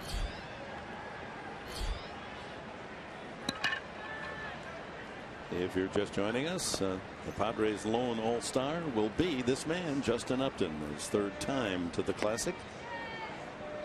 And he'll bring his team-leading home run total, 14, and RBIs, 46, to Cincinnati. Not a bad man to have on that bench. I was just going to say, come up late in that ballpark. Hey, you know what? You get right down to it. Justin Upton can put one out of any park. He's got that type of power. He could check swing a bunt and put it out of that Cincinnati ballpark. Yes, he could. Nice to get a big insurance run here for the Padres. Break this string of outs. 14 in a row from Burnett. 2-1. Wow. Getting that call off the plate on the outside corner. Fox Tracks brought to you by Nissan. And everything's away to Upton.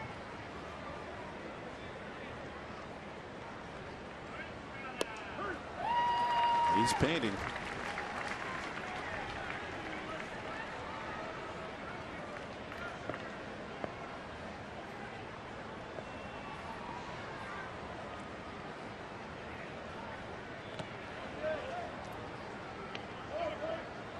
Full count now to Upton. He chased that pitch for the strike 3 the last time up there, so Burnett goes back to it. You say it often. You throw it 2-2. You can throw it 3-2. Yep, absolutely.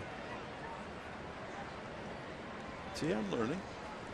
I write these things down. Struck him out. Challenged him. Fastball right there. Boy, that ball had some funky movement on it. And even Justin Upton's like, what was that? It was at 91. I don't know whether it was just a late break or whatever, but Cervelli, the fact that he didn't catch it cleanly emphasized it all the more. So that's the 3rd strikeout for Burnett. 15 straight. Yonder Alonso walked and scored the only run back in the 2nd inning. Up the middle and through. A 2nd hit for the Padres. Beats the shift. Got it to the second base side with 3 Pirates guarding the left side. As you take a look at the shift against Yonder Alonso, what he did was just concentrate on hitting the ball hard where it was pitched, taking it just to the left of Burnett. Perfectly placed. I mean, perfectly placed by Yonder Alonso. Actually, they didn't have the full shift on that time, but the shortstop was squeezed over toward the bag. He still beat it. Here's Jerko. He has the other hit and a ground out. There goes Alonso, swinging a foul tip. Boy, he got a good break, Alonso. That was the element of surprise steal, and Cervelli takes a nasty one on that foul tip.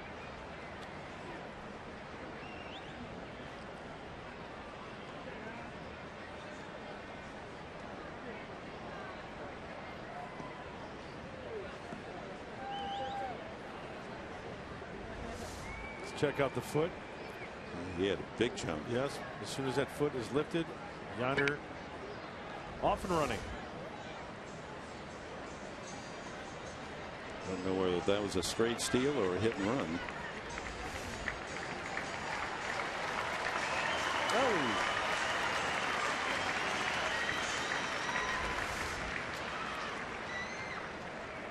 So he's going to take a little walk and shake out the pain here.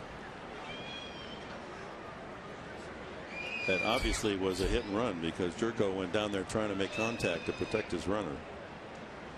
There it is. Lots of goose eggs tonight on both panels. Alonso with a single, Jerko with a single.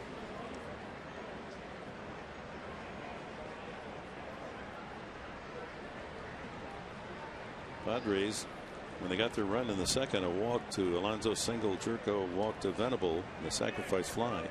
From that sacrifice fly in the second till this 1-out single in the seventh, straight outs from Burnett.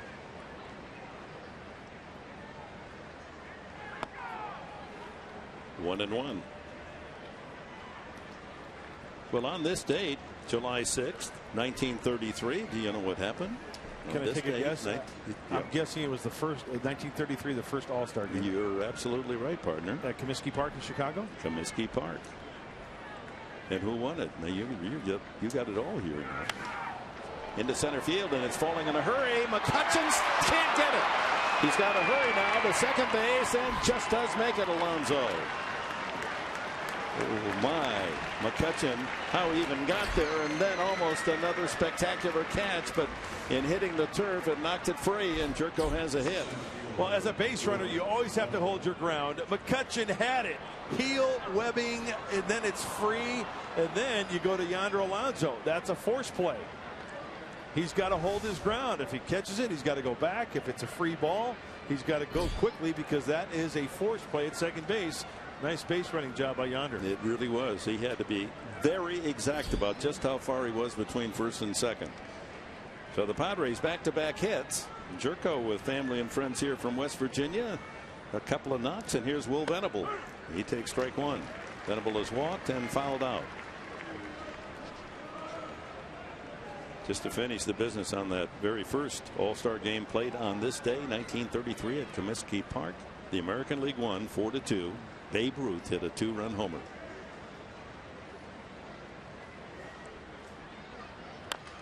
Chopped by the mound. Holding up at, now they got to get the force at second base. The runner should come home now. Come on home. Come on home. Make a play. Now they got the runner at third and will run down. And they complete the double play.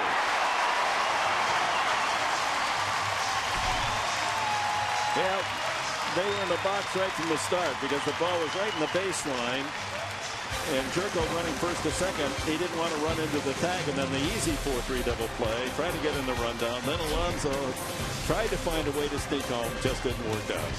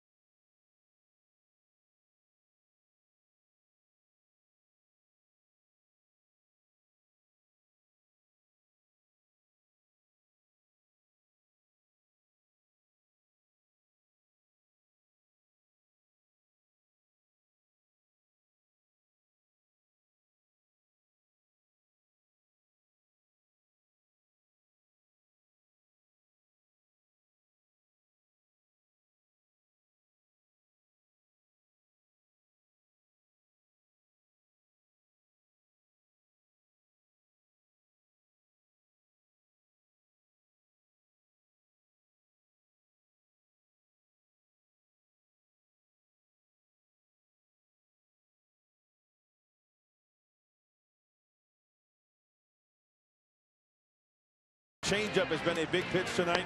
He's breaking it all out tonight to Gong, and there's the curveball grip. Get on top of it, finish it off down in the zone, and the four-seam fastball. Yeah, he likes to bury it in right there. A little bit of movement right there for the strikeout to Walker. He's got the two-seamer working. The four-seamer, he's got it all working tonight. So Shields with 77 pitches in the game will continue on here in the bottom of the 7th inning. Padres a little unlucky there, but the Pirates made the play, and if you're keeping score, the double play goes 4-3, 6-5. So they made the play, the put out on Venable 4-3, and then they continued the action and the rundowns, and finally 6-5 to complete it. Tough hitters up against Shields here in the 7th. Walker leads it off. Shot into the shift, and Jerko able to close the door on him. 4-3. Hit hard. And our closed captioning for tonight's game brought to you by Wiener Schnitzel.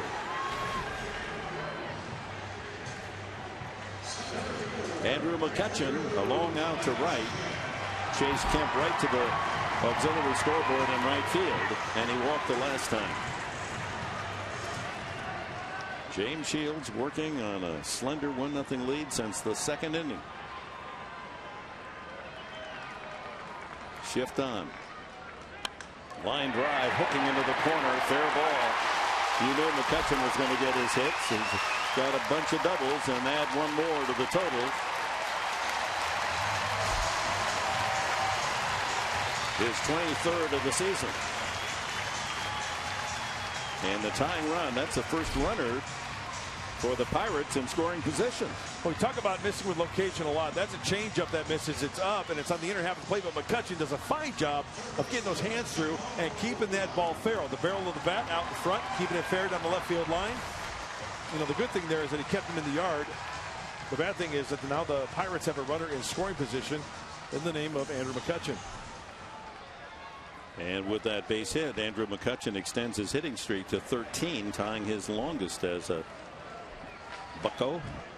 And here is Gong.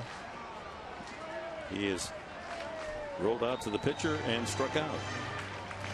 Time for our Cholula flamethrower. Well, with James Shields on the hill, he's about location and hitting his spots. 93 with the fastball. And that's hot sauce. I'll give him hot sauce on that. A 1-strike pitch.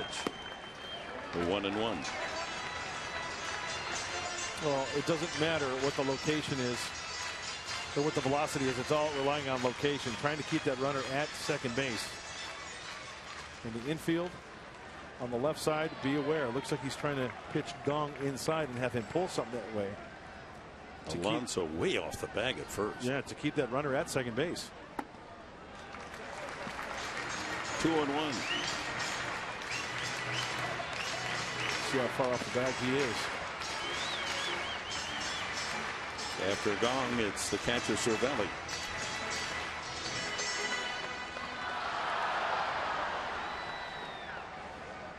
So an infield hit until now.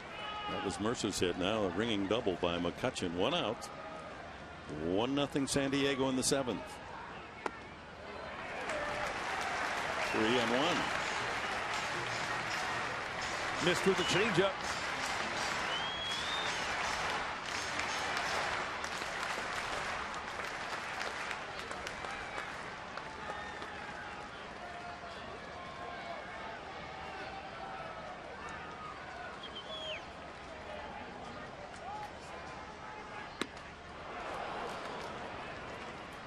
Looked like a slider. 3-2.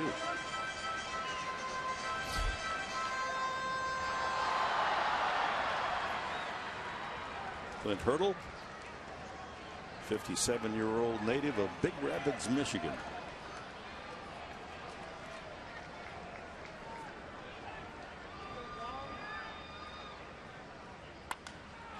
Popped up behind second, a trio of Padres. Jerko gives way to Kemp, and there's 2 away. Hey, big out with McCutchen at second base. Now the Pirates have to come up with a 2-out hit, and we go back to the first pitch. What is the MO, the modus operandi here by James Shields? Trying to pound him inside. 1 pitch away, in again. There's the sweeping breaking ball, is exposed with that front side open, and then underneath the pitch. Pitch number 6, Dick, right down the middle. He worked underneath it for the pop out. But now faces the Pirate with the best batting average, Cervelli, hitting .301. He's flied out and grounded to third.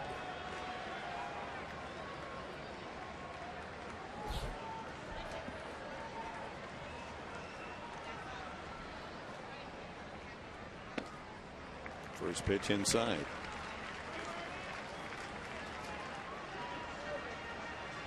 Runners in scoring position. Hitting just 200.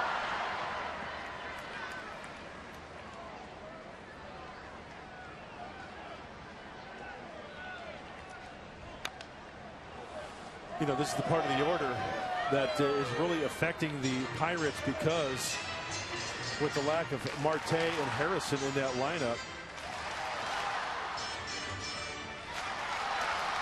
both on the shelf. Harrison on the DL, Marte with a little oblique strain.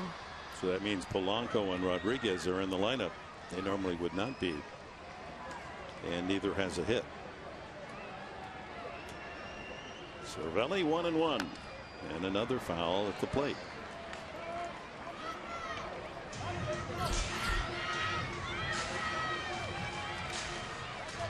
Pedro Alvarez on deck.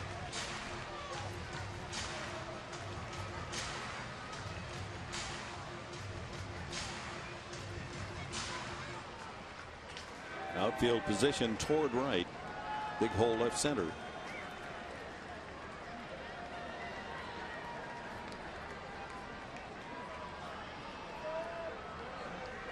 Shields with a 1-2 advantage here.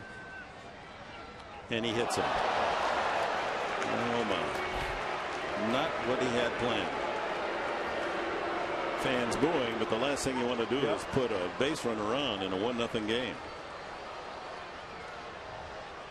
And Cervelli going through the act. Yeah, it looked like a changeup that got away from just above the left knee. Up in the fleshy part of the thigh. And you know, not the worst fate for James Shields. It is now first and second to force at any base. Alvarez coming up. He's gotten him out twice. Both grounding to the right side. And Derek Norris just going over a little refresher course on how they want to go after Pedro Alvarez. Both balls hit fairly well, by the way. Right to the first baseman Alonso for unassisted outs for Alvarez. With James Shields positioning Jed Jerko and Alonso on that right side. Not the full shift with runners at first and second.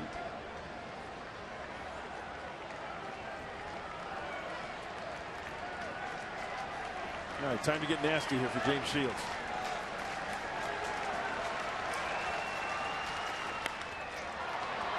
Soft fly ball, hooking foul and out of play. Oh, did you see Yonder Alonso busting his tail to try to get to that?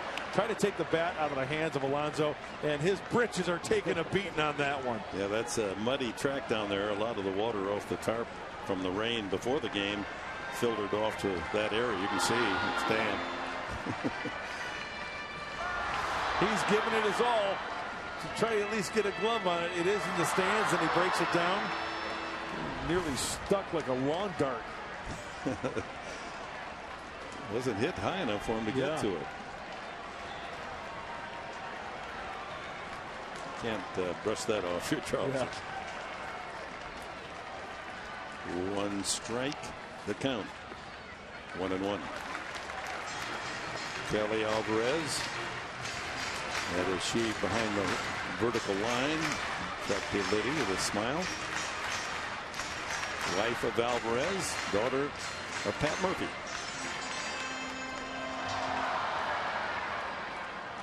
Another Kelly, Sean, is warming up in the Padre bullpen along with Brandon Maurer.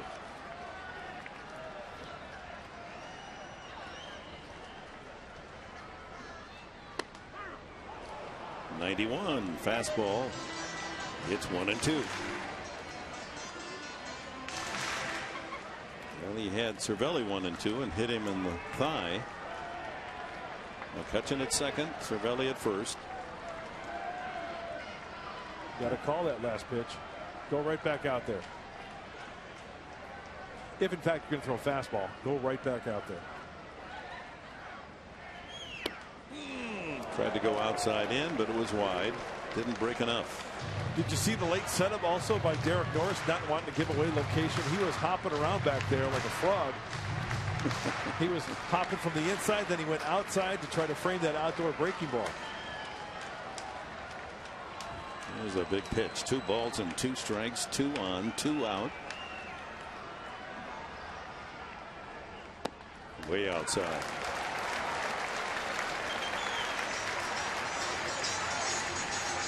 So the runners will be off.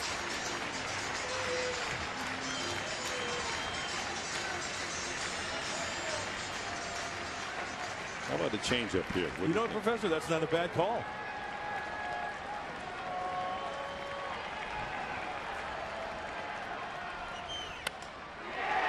Oh, what a stop by Solarte. Races up, throws it away. Oh, no. Here comes McCutchen to score over the third. Cervelli, it's tied at 1. Solarte makes a great play to keep it out of left field, and then throws a mean one hopper that Alonso can't come up with, and we're tied at 1. So close to ending this inning with a spectacular play, and he had plenty of time. He just yanked it. Too tough of a hop, and towards the outfield side of first base for Alonso to pick it. Oh, that one hurts. You know, then also that second look we just saw there, looks like it hit the lip of the grass and bounced up. Yeah, it took an extraordinarily high hop. It most certainly did. That also threw off Yonder Alonso. That's a tough play for any first baseman. So an unearned run, and the inning continues. A 4-out inning, and now the Padres lost that third game in St. Louis with the error on the infield. So James Shields pitching his heart out and pitching better than he has for a month. Lack of support here. And with 2 outs, McCutchen was running at the get-go and able to score easily. Shields stays in the game. Cervelli, the go-ahead score, goes over to third on the error. Obviously no RBI.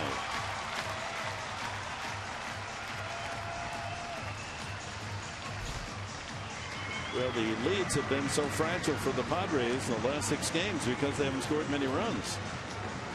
And so the errors are exaggerated in their importance. Now Jordy Mercer, he had an infield hit in the third.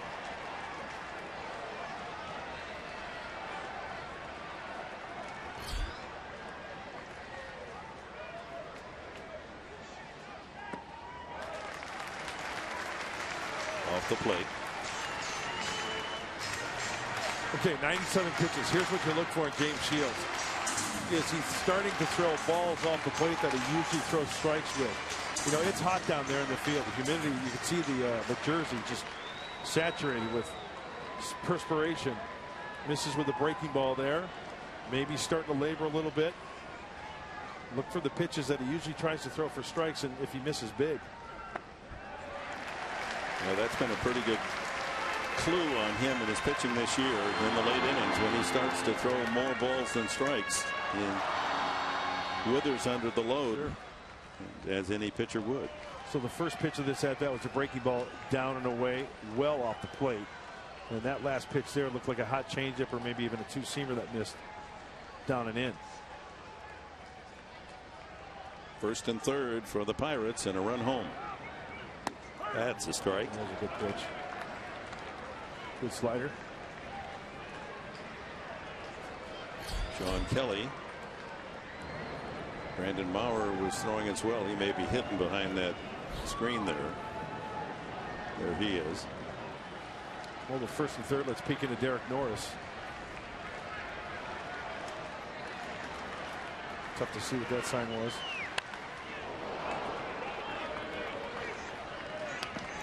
And the count levels.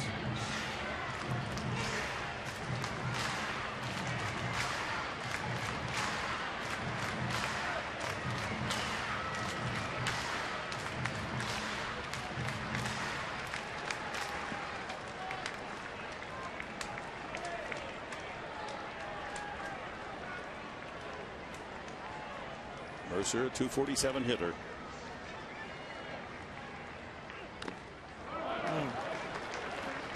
That foul back might have got a piece of Derek Norris. Yeah, I think you're right. That was a good two-seamer in. Got to be aggressive with that pitch. Bury it inside. Stay on top of it so it gets that movement down and in. That's exactly what he wanted there. Either a foul ball or a swing and miss. Or a chopper to third base. Solarte, a dive away from the line at third.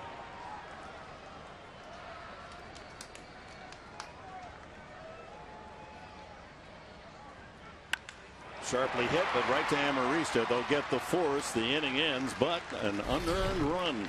And the Pirates have pulled even 1-1. Solarte makes a great diving stop, and then the hurried throw skips high away from Alonso. And then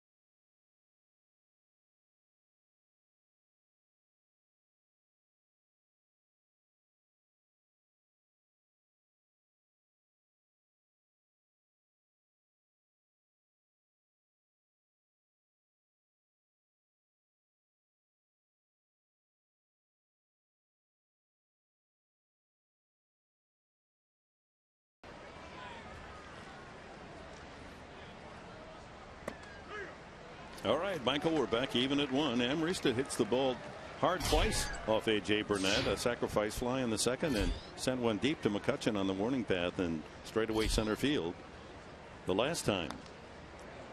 Burnett closing in on 100 pitches himself. Amarista, Shields due next. Well, there are pitchers up. We mentioned it last half inning. They are getting hot right now still. Brett Wallace is on deck, it looks like. Yes, that is Wallace. And strike 3 call. The 4th strikeout for Burnett tonight.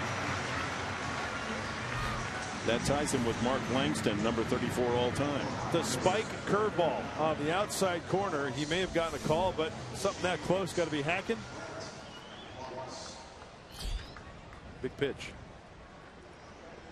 So a tough way for Shields to bow out of the game.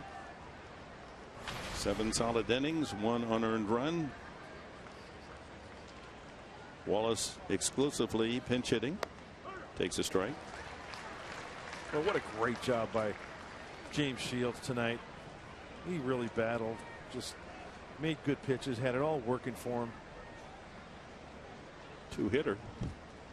Yeah, hey, get a run here or 2 and still a pitcher of record. Get him a W. Yeah, that's right. If the Padres can muster a run here in the 8th inning, it would go on Shields' card. That hit batsman, he has to be ruining that. He had 1-2 on Cervelli. 1 walk and 1 hit batsman.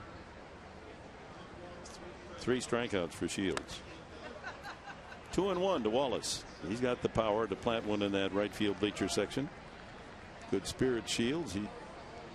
He's always bright-eyed, bushy-tailed, going over his outing, talking with his teammates, continuing to stay on the bench and root for his club, which I love. Way outside, 3-1 to Wallace. Oh, look at that line. 2 hits, 1 unearned run, 1 walk, 3 strikeouts. Who could ask for anything more? It's a good night in the big leagues, James Shields. 3-1. Try to get somebody on there against A.J. Burnett. And a walk to Wallace. So there's a chance to break the tie as Wallace jogs to first and the Padres go to the top of the order. And a reminder again to tweet your strongest fan photo. Use hashtag SDDataStrongFan. And you might see yourself in an upcoming telecast brought to you by T-Mobile. And let's see whether this meeting by Cervelli out to chat with Burnett might be just to kill some time as Clint Hurdle thinks about a possible pitching change. Well, usually Tony Watson is their 8th inning guy, the lefty. They've got 2 lefties down there, Antonio Bastardo and Tony Watson. And Watson is getting loose. And Norris has had great success against left-handed pitching, so they know that as well. Back in May against the Pirates, after striking out 4 times, that grand slam home run, a highlight of this Padres season. 6-2 win. Shaking off that Gatorade like a big old horse. Watch out there, Chris.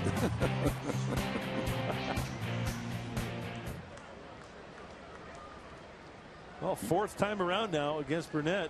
Melvin Upton goes in to run for Wallace.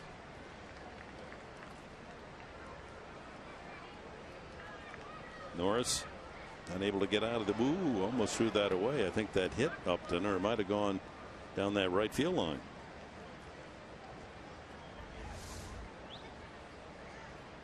Kind of rattled around, caroming off both players. Upton with good speed. Norris has popped up and grounded twice to third. I would love to see a gapper here and see Melvin Upton Jr. gallop around to score. Right field, shallow, long run, and going into the crowd. Nice fan play there.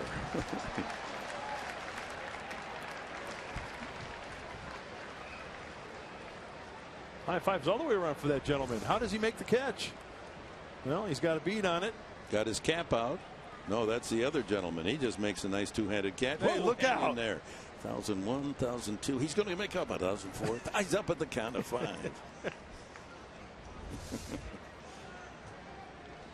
That's a nice 2-handed grab. It's like Max Scherzer's brother.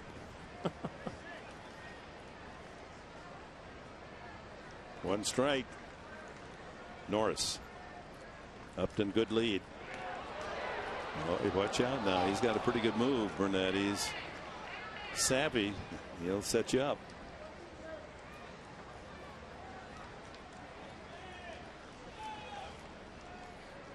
After Norris, Jan Solarte.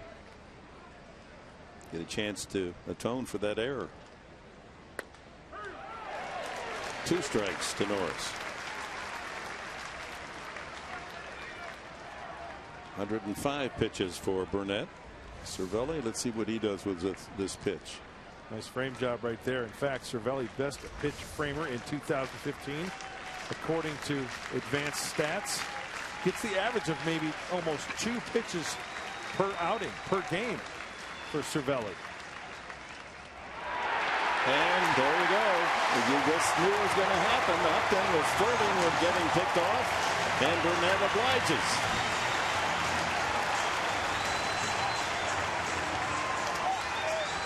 Pat Murphy out of the dugout. There was a call being made. They might want to challenge this one, and some chirping going on. You're saying that's a balk. It was an extra move, and I was talking about Burnett. He's a savvy, wily guy. He's got all those little extra twitches. Yeah, sometimes that pitcher in the stretch mode will. And then Derek Norris chases a pitch in the dirt, and the inning comes to a close. Home plate umpire Paul Emmel saying foul ball. Oh, all right. Second life for Derek Norris. Maybe that's a big play.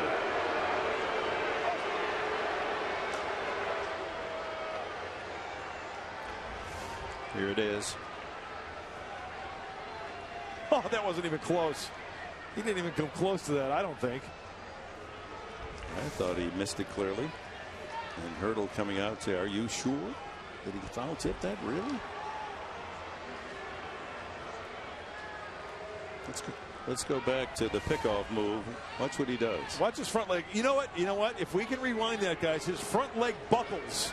And hitters or runners look at that front leg. When you lift the leg on the pitcher, that front leg is going to buckle, right? Let's take a look at the front leg. Watch his knee right here. It'll buckle. Yeah. So it gives the illusion to the runner like he's going to lift his leg. That's the old balk move that they teach. And you know what? Melvin Upton Jr. has got a case. Yeah, but Burnett at 38, he's done it all his career, and he's perfected it. Let's see if Norris' second life can do something here. 0-2. Won't chase that one. 1-2. Focus on the front foot and the knee. Yeah. Oh, yeah, that's most definitely balk. He picked it up, put it down, and then turned. And no question about it. That's the first base umpire's job to call, Jerry Meals. It happens so quickly, it's tough to call it. Yeah. Ground ball through the right side. So Norris with that foul tip, quote unquote, comes through with a base hit to right field. That seems poetic justice, doesn't it? Even nicer if Upton was at first, now on his way to third. Well, Derek does a nice job of taking this high pitch, staying on top of it, and drilling it past the shift. Fighting it off, staying on top of it for the ground ball to the right side. So in this 1-1 tie in the 8th inning, 2 outs, Norris there at first. Jan Solarte has grounded out and fly twice to right. 108 pitches now.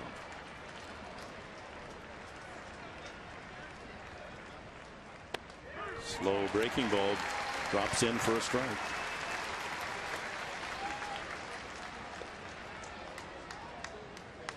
Solarte the last 8 games hitting at a .355 pace, 7 extra base hits.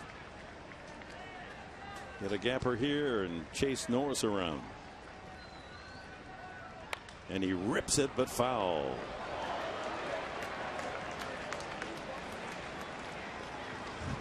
Actually, the man who caught the ball 2 innings before actually had his mitts on that one. Come on, bear down, charge those. This one's coming in too hot. Oh, once again, tried with a 2-handed grab, and it couldn't come up with it. 2 strikes, Solarte. Runner goes. Ground ball into right field. Keep on going, Norris. On his way to third is Solarte with a base hit. And the Padres have the tiebreaker. They're 90 feet away on back-to-back singles, Norris and Solarte. A couple of good battles going on there. Derek Norris, Yangervis Solarte, the breaking ball. Pulls it, speeds up his bat. Alvarez shuffles off the bag but can't get to it. And it looks like that might be it for A.J. Burnett. That's his season high mark in pitches, 111. Fans standing to applaud Burnett, who has just been outstanding. He's been announced as an all-star pitcher, and they give him quite a hand.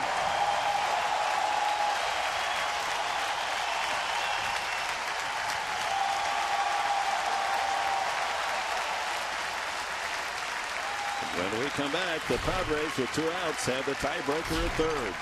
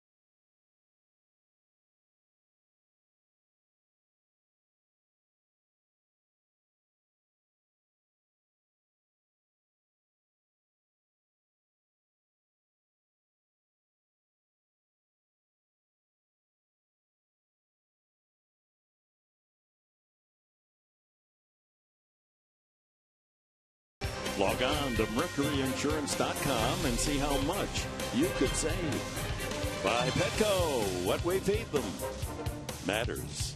And by your San Diego Lexus dealer. Beautiful night after a couple of rainstorms during the day and early evening. Tony Watson out of the bullpen, the left-hander, hard throwing. This pitching change brought to you by El Cajon Ford. He is the 8th inning guy for Clint Hurdle out of the Pirate bullpen. Likes to pitch in. And the first pitch to Kemp is a strike. Well, that pickoff or balk move has really been costly for the Padres. Certainly Upton would have scored. 2 singles followed that pickoff. Pretty much a 2-pitch pitcher, fastball slider, 92 to 96 for Tony Watson. Kemp has struck out and grounded twice. Hitting .333, runners in scoring position of late. Pulls that one foul.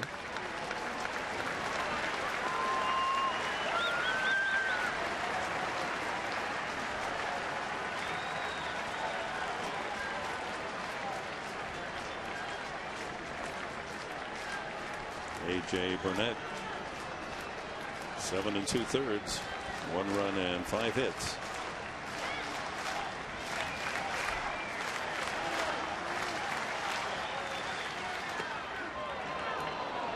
Well, it looked like a changeup from Tony Watson. Good secondary lead at third base for Derek Norris in case that ball is in the dirt.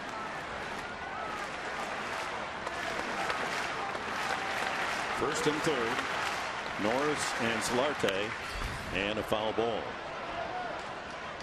Boy, buried one in the heart of the plate. Kemp was late on the swing.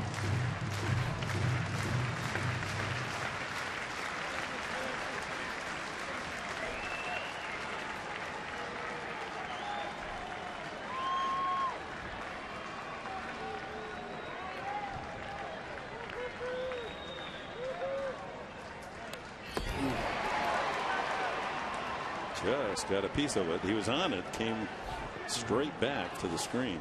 Yeah, that's where exactly Cervelli had his glove as Justin Upton waits on deck. Wanted to bury that fastball in, try to tie up Matt Kemp, but we know that Matt Kemp, he's fought off some pitches and little loopers to the right side. You could see on that right side, huge hole.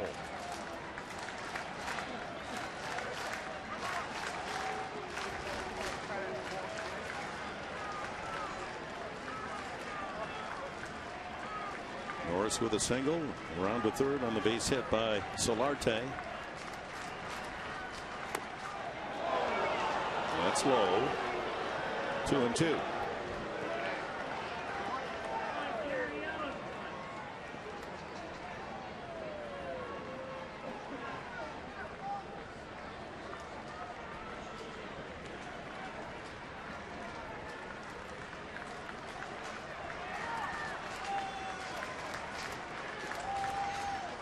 Ground ball, foul. And Hoffman makes the play as he does. He's leading third base coaches in fielding this year. Most certainly is. And he can go to his right with the best of them. He's the #1 draft pick by the Red Sox, wasn't he? Absolutely. Well, the Padres acquired Matt Kemp for situations just like this. Late in the game, tied at 1. Runner at third, runner at first. 2 outs. 2-2 the count. But not that result, unfortunately, which has been much too often. Well, the key to the inning, Upton picked off first on what the Padres thought was a balk. Had that been called a balk, the Padres would have a run, but that's wishful thinking now.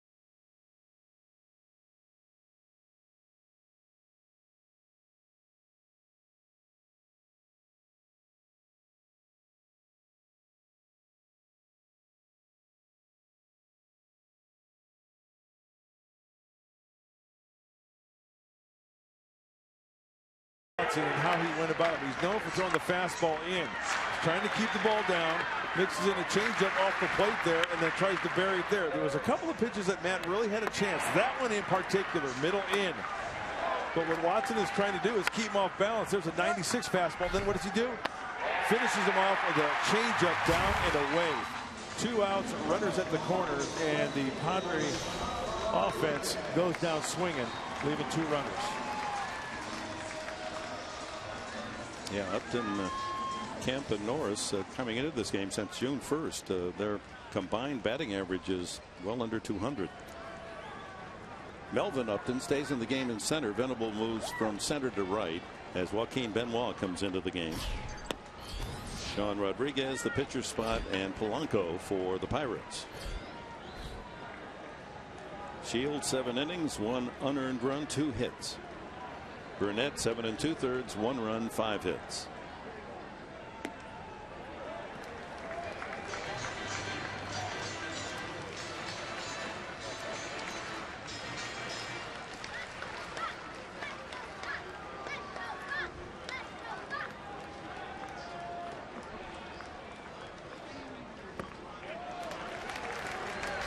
Rodriguez has flied out twice to center field. Well, the reaction from A.J. Burnett on the bench.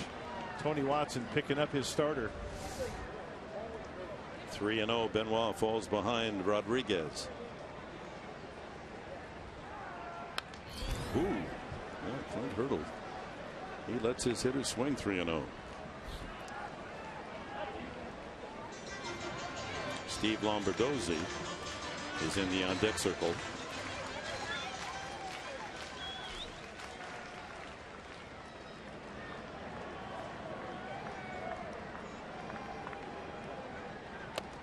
Foul tip, 3-2.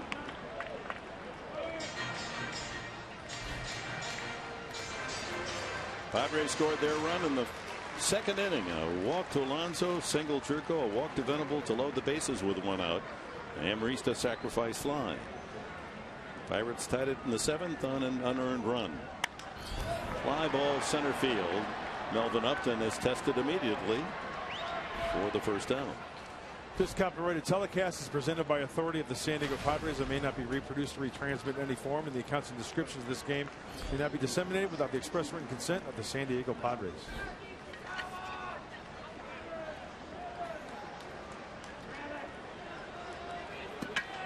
And Lombardozzi called back, and looks as if it's going to be Travis Ishikawa. That sound familiar? He was playing with the Giants the last time we were up at AT&T Park. And just signed yesterday by the Pirates. He was with Pittsburgh out of spring training a year ago. Then they released him. The Giants took him back, and he was a key player going through to the World Series. Yes, he was. Now released by the Giants, and the Pirates picked him up. Remember the ovation he got last time we were in San Francisco when he was announced? Because he was down in the minor leagues and just called up by the Giants when we were there.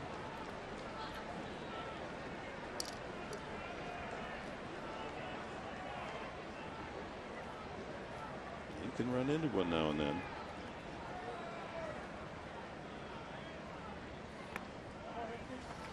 Oh, 1-1, now 1-1.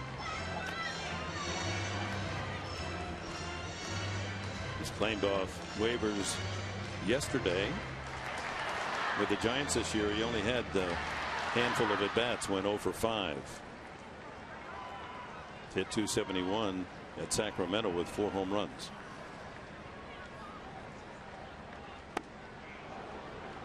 One and 2, a changeup.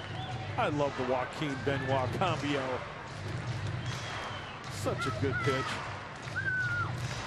It's worth another look. Boy, that's the old trap door. The bottom just drops right out from underneath it.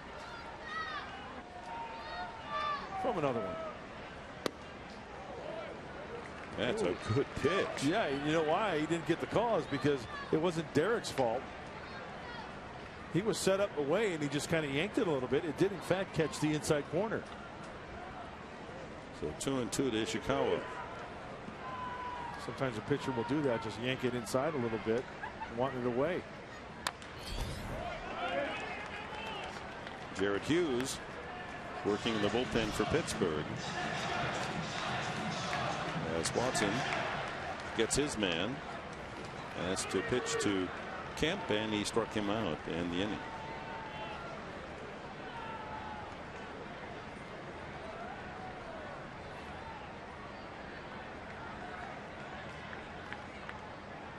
Struck him out.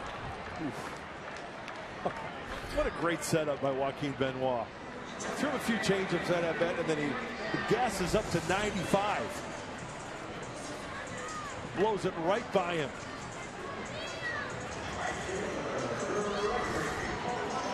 He good. He gone. Yes, he is.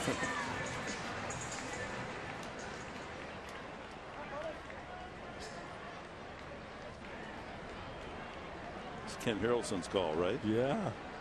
The Hawk. So 2 outs to Polanco, who's 0 for 3 tonight. Fly ball and a couple of groundouts.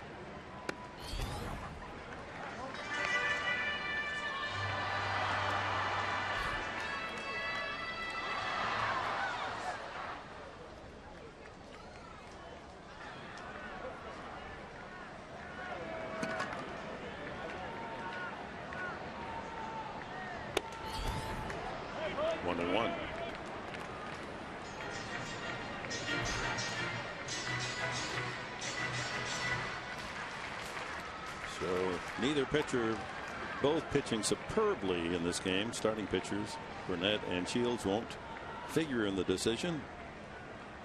Well, unless Polanco gets a hold of one, and he does. Oh, he does pull one over Jerko. And a 2-out single. Burnett's still the pitcher. No, he's not. He can't figure. Tony Watson would be the pitcher of record now. So it 2-out single. Polanco, only the 3rd Pirate hit of the night, brings up Neil Walker. Oh, going out and getting it the one-handed, just out of the reach of the kid from West Virginia. Jed Jerko cannot come up with it. Walker's 9-game hitting streak at risk. He has struck out twice and grounded hard to second base off starter James Shields. Well, if Jed's wearing his 6-inch pumps, he might have gotten that one. Yeah, they made them leave those in Morgantown, though. Bad luck. Shift on. Might be running here. Fastball at 94.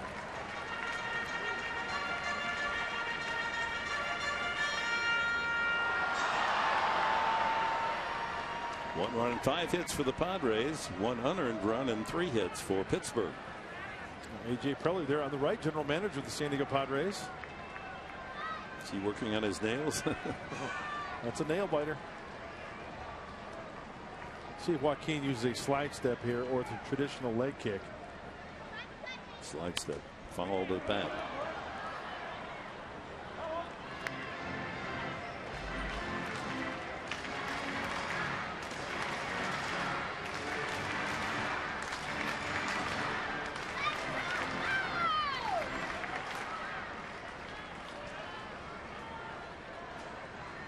Two outs. Polanco at first base, snapping out of a 0 for 15 slump with that single. He has 17 stolen bases. He leads the Bucks.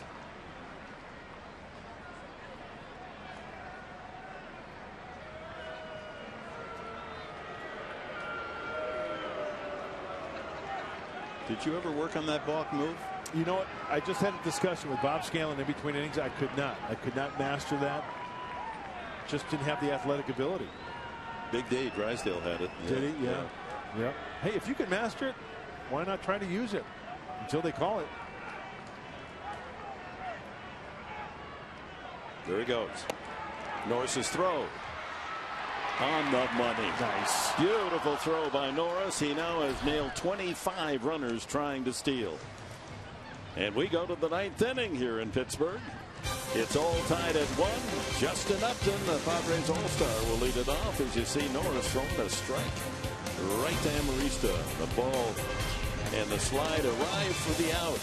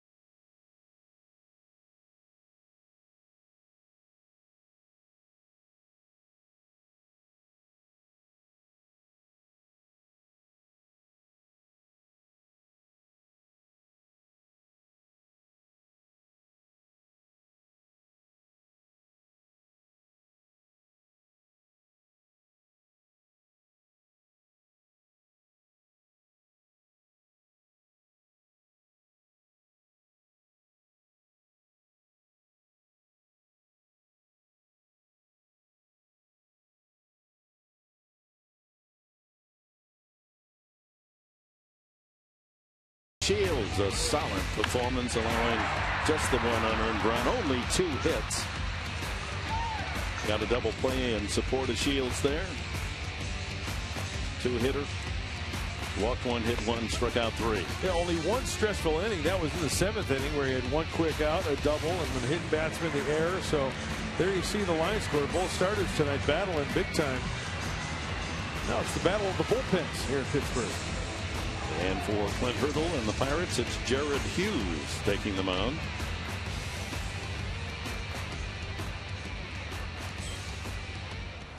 Hughes, inning and 2/3 scoreless on Friday, so he's well rested. Then scored upon just 2 times in his last 20 outings. 93 on the fastball at the knees to Justin Upton. Upton, Alonso, and Jerko here in the 9th for the Padres. Now, Clint Hurdle likes to stay away from the relievers, especially if they're going to have 3 days in a row. Well, Mark Melanson, the closer for the Pittsburgh Pirates. Tie game here in the 9th. Sometimes managers will bring in the closer. We know that. He's on the shelf because today would be the 3rd day in a row. So trying to stay away from him as you look at the numbers for Jared Hughes. Pumped that one right through the swing of Upton. 94. Lined out and struck out twice tonight. Announced before the game that he is the lone Padre representative in the All-Star game. Way outside. Brandon Maurer and Craig Kimbrell throwing for the Padres. And depending on whether the Padres score or not. If they don't, it's Maurer. If they score, it's Kimbrell. Ground ball into left field for a base hit. Well, the Padres get that leadoff man on and brings up Yonder Alonso. A walk and a single tonight. And a good base runner. Upton leads the team in stolen bases, 16. That's in the top 10 National League.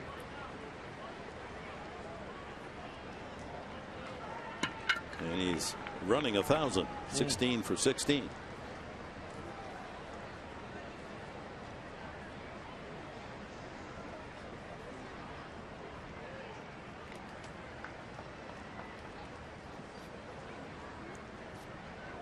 Got some bad luck for the Padres, and it goes with the game, but the run scored when Solardi made a diving play, and then his throw hit the cut of the grass. If that ball's another 6 inches farther, then it's a normal hop to Alonso. Instead, hits the grass and kicks unduly high. Alonso had no chance, and McCutchen scored all the way from second. And then the Padres have Upton aboard, picked off on a balk move by Burnett, and then 2 singles follow. So no run for the Padres in the 8th inning. Let's see what they can do here in the 9th.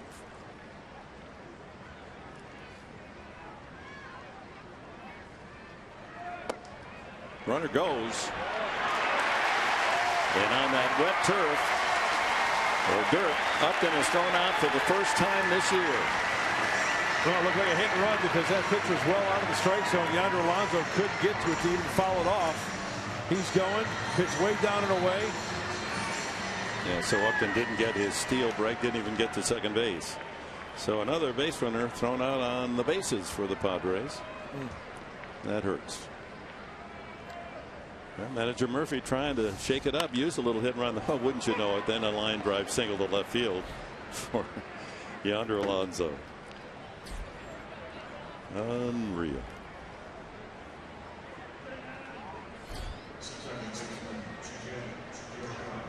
So Alonso, a couple of hits and a walk tonight. Jed Jerko has a pair of hits in 3 at-bats. You know, that's one of those plays where you talk about going back to the hit and run. I mean, at all costs, you try to make contact. That's one of those, even throw your bat at it. Oh, yeah, throw your bat at it. That was fortunate for the Pirates that the pitch was that bad. It was so far outside, not even close enough to make contact. So Alonso, of course, not nearly as fast as Upton. Jerko with a big swing.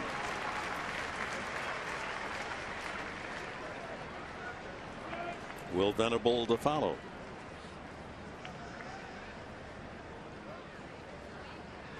Padres out hitting the Pirates 7-3.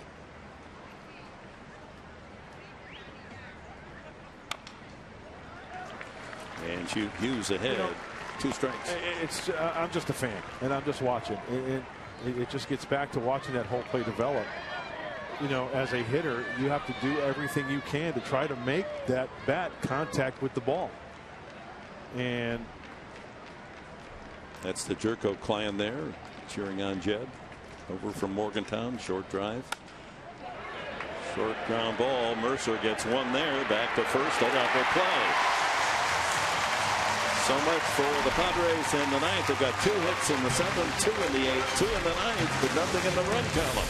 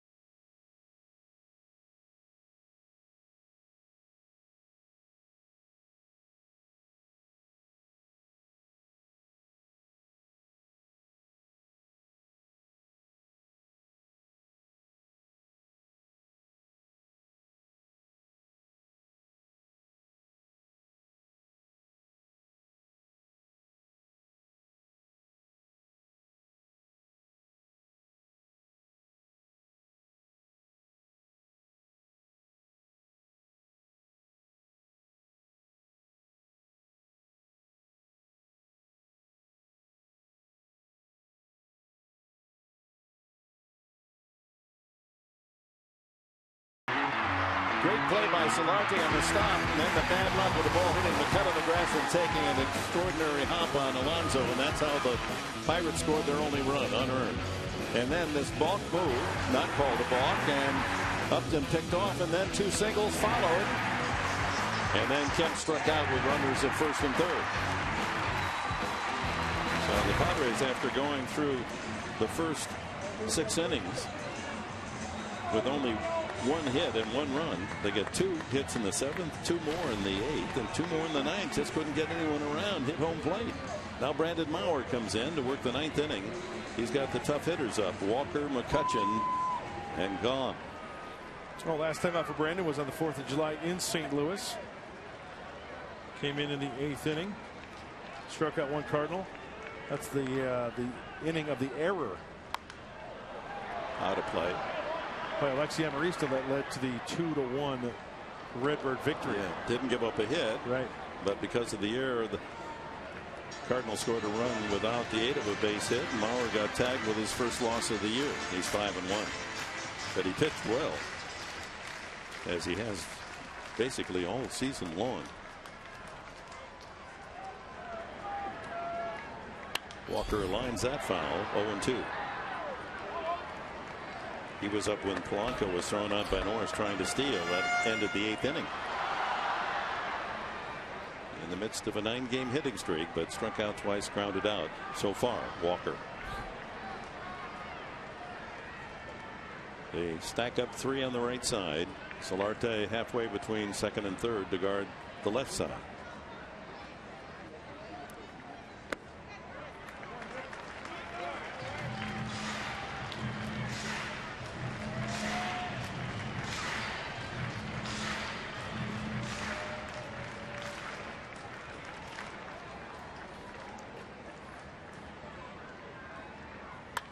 Line drive up the middle, but the ship might get this one. That's a tough play for Amarista, and he gets him on the jump pass throw.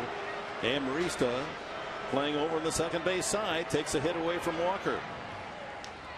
No, Alexi Amarista showing off some athleticism, going to his right, hopping, and credit Alonso with the snag, and they just get him. That is a huge out. Well, there's the shift, taking a sure base hit away from Walker. Absolutely. Normal alignment, ground ball back through the mound into center field, but not with the shift. No room for error on that play. Okay, here's the tough out of all of them, the star of stars for Pittsburgh, Andrew McCutchen, on his way to his 5th, deservedly so, all-star game. Long out to right, all the way to the auxiliary scoreboard and right. He walked, and then it's his double into the left field corner in the 7th inning, and with 2 outs came around to score on the error by Solarte. 2-0.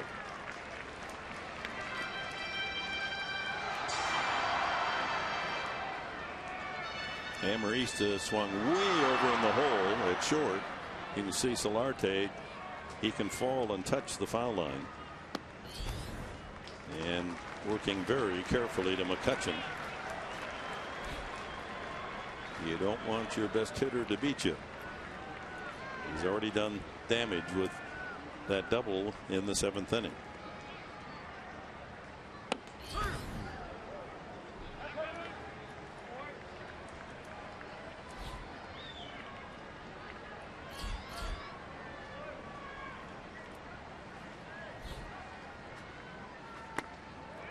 And a walk.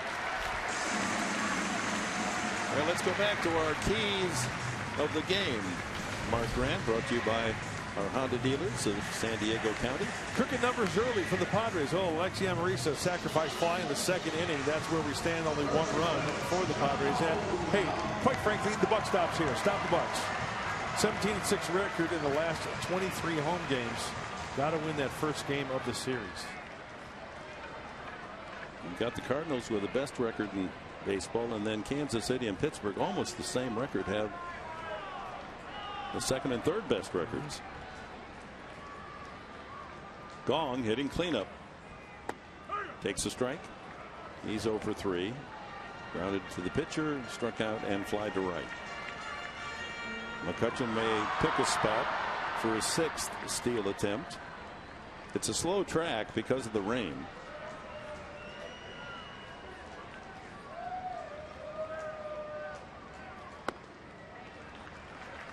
A little low, 1-1.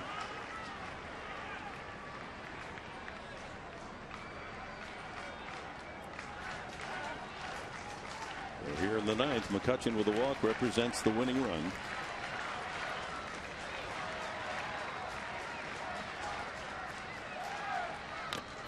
Ooh, that one got the mask of Norris.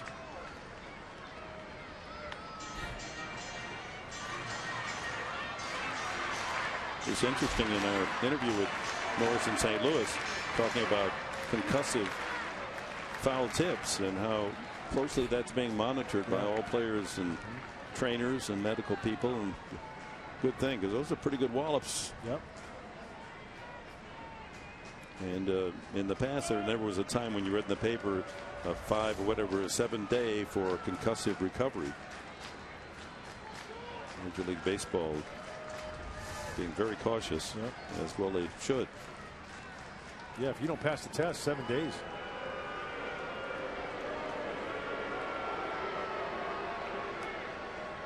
To wonder watching the soccer matches and those head-to-head collisions, that they don't, you come up with some device in that sport. They do have some padded, they almost look like you know what that thing that Alex Torres wears? Yeah. They do have some headgear that soccer players, young soccer players, wear to protect the temple area. But the purists say, well, that's not good because on headers you may get a different angle off the padding. 1 ball, 2 strikes now. Gone. Oh, man, he ripped that one past. Mauer almost got his hat taken into center field. That was a bullet. Moves McCutchen to 2nd. Winning run in scoring position for Francisco Cervelli. Yeah, he squares this one up pretty well. But Brandon Mauer on the foul through goes right behind him. Not even a chance to get a glove on it. Yeah, from up here it looked a lot closer, but we are a good distance away. Yeah. Well, your run doesn't mean anything. The first base coach Nick Leyva must be telling Gong, just we care about that guy at second base. You can just bring up a double play ball. That's all we'd ask of you. Cervelli is fly to right, grounded out, and on a 1-2 pitch with 2 outs in the 7th, and McCutchen at second base. He was hit in the thigh by Shields. That kept the inning alive, and Alvarez followed with a ground ball that was booted by, or misthrown, the error by Solarte at third. Well, each team has had rare chances with runners in scoring position. The Padres are 0 for 3. The Pirates are 0 for 3. 1 out. Speedy McCutchen carrying the winning run. 2-0. Cervelli.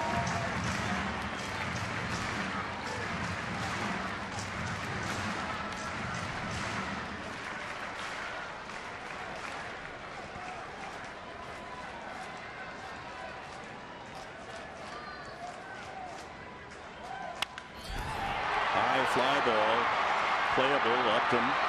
McCutchen will tag. He'll advance to third. Well, that puts a little pressure on the catcher Norris on a ball in the dirt. First and third with 2 outs. And it'll be up to Pedro Alvarez.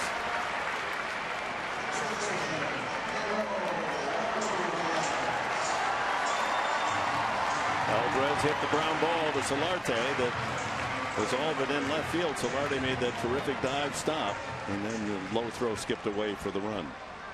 Well, if there's anybody who knows how to pitch to Pedro Alvarez, it's Darren Balsley. So he's going to have a chat with Brandon Maurer, go over the scouting report.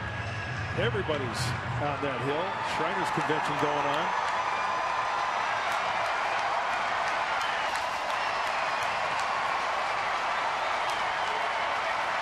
Crowd of 23,182 on this Monday night.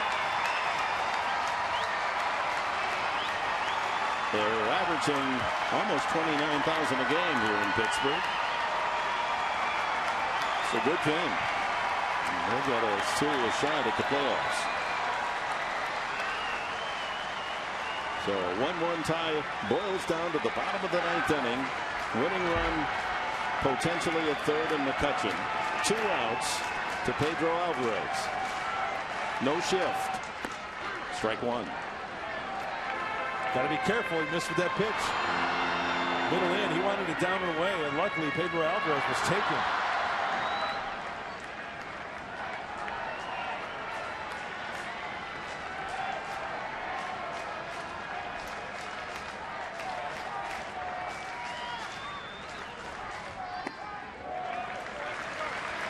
One and one.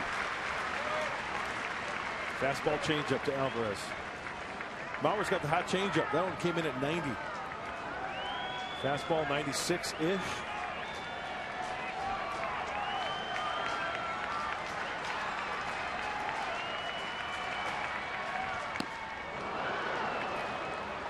A ball and 2 strikes. Sounded like he might have had a piece of that.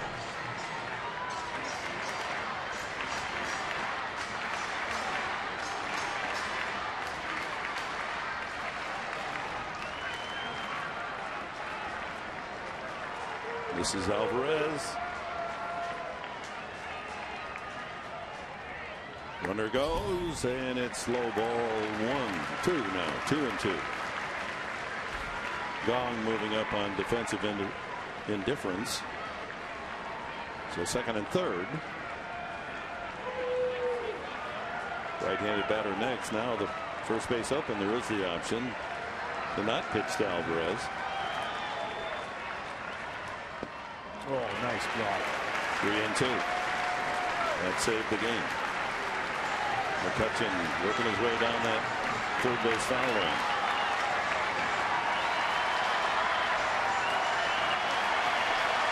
Do you throw him a strike here? Absolutely not. I'd rather pitch it. If you're walking, you're walking. You got scheduled to hit Jordy Mercer on deck, righty on righty. I would take my chances that way.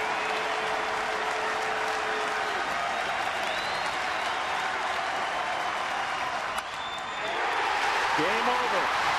He pitches to him. The Pirates win 2-1.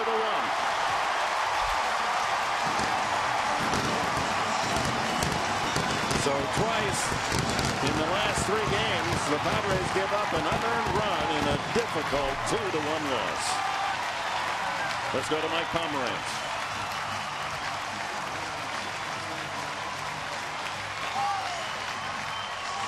Yeah, we're not going to go to Mike Pomerantz. We'll let you. Well, I was really kind of surprised that he threw that good of a pitch. It looked like a changeup. It's not so much the pitch, it's the location of the pitch. Alvarez is all over it.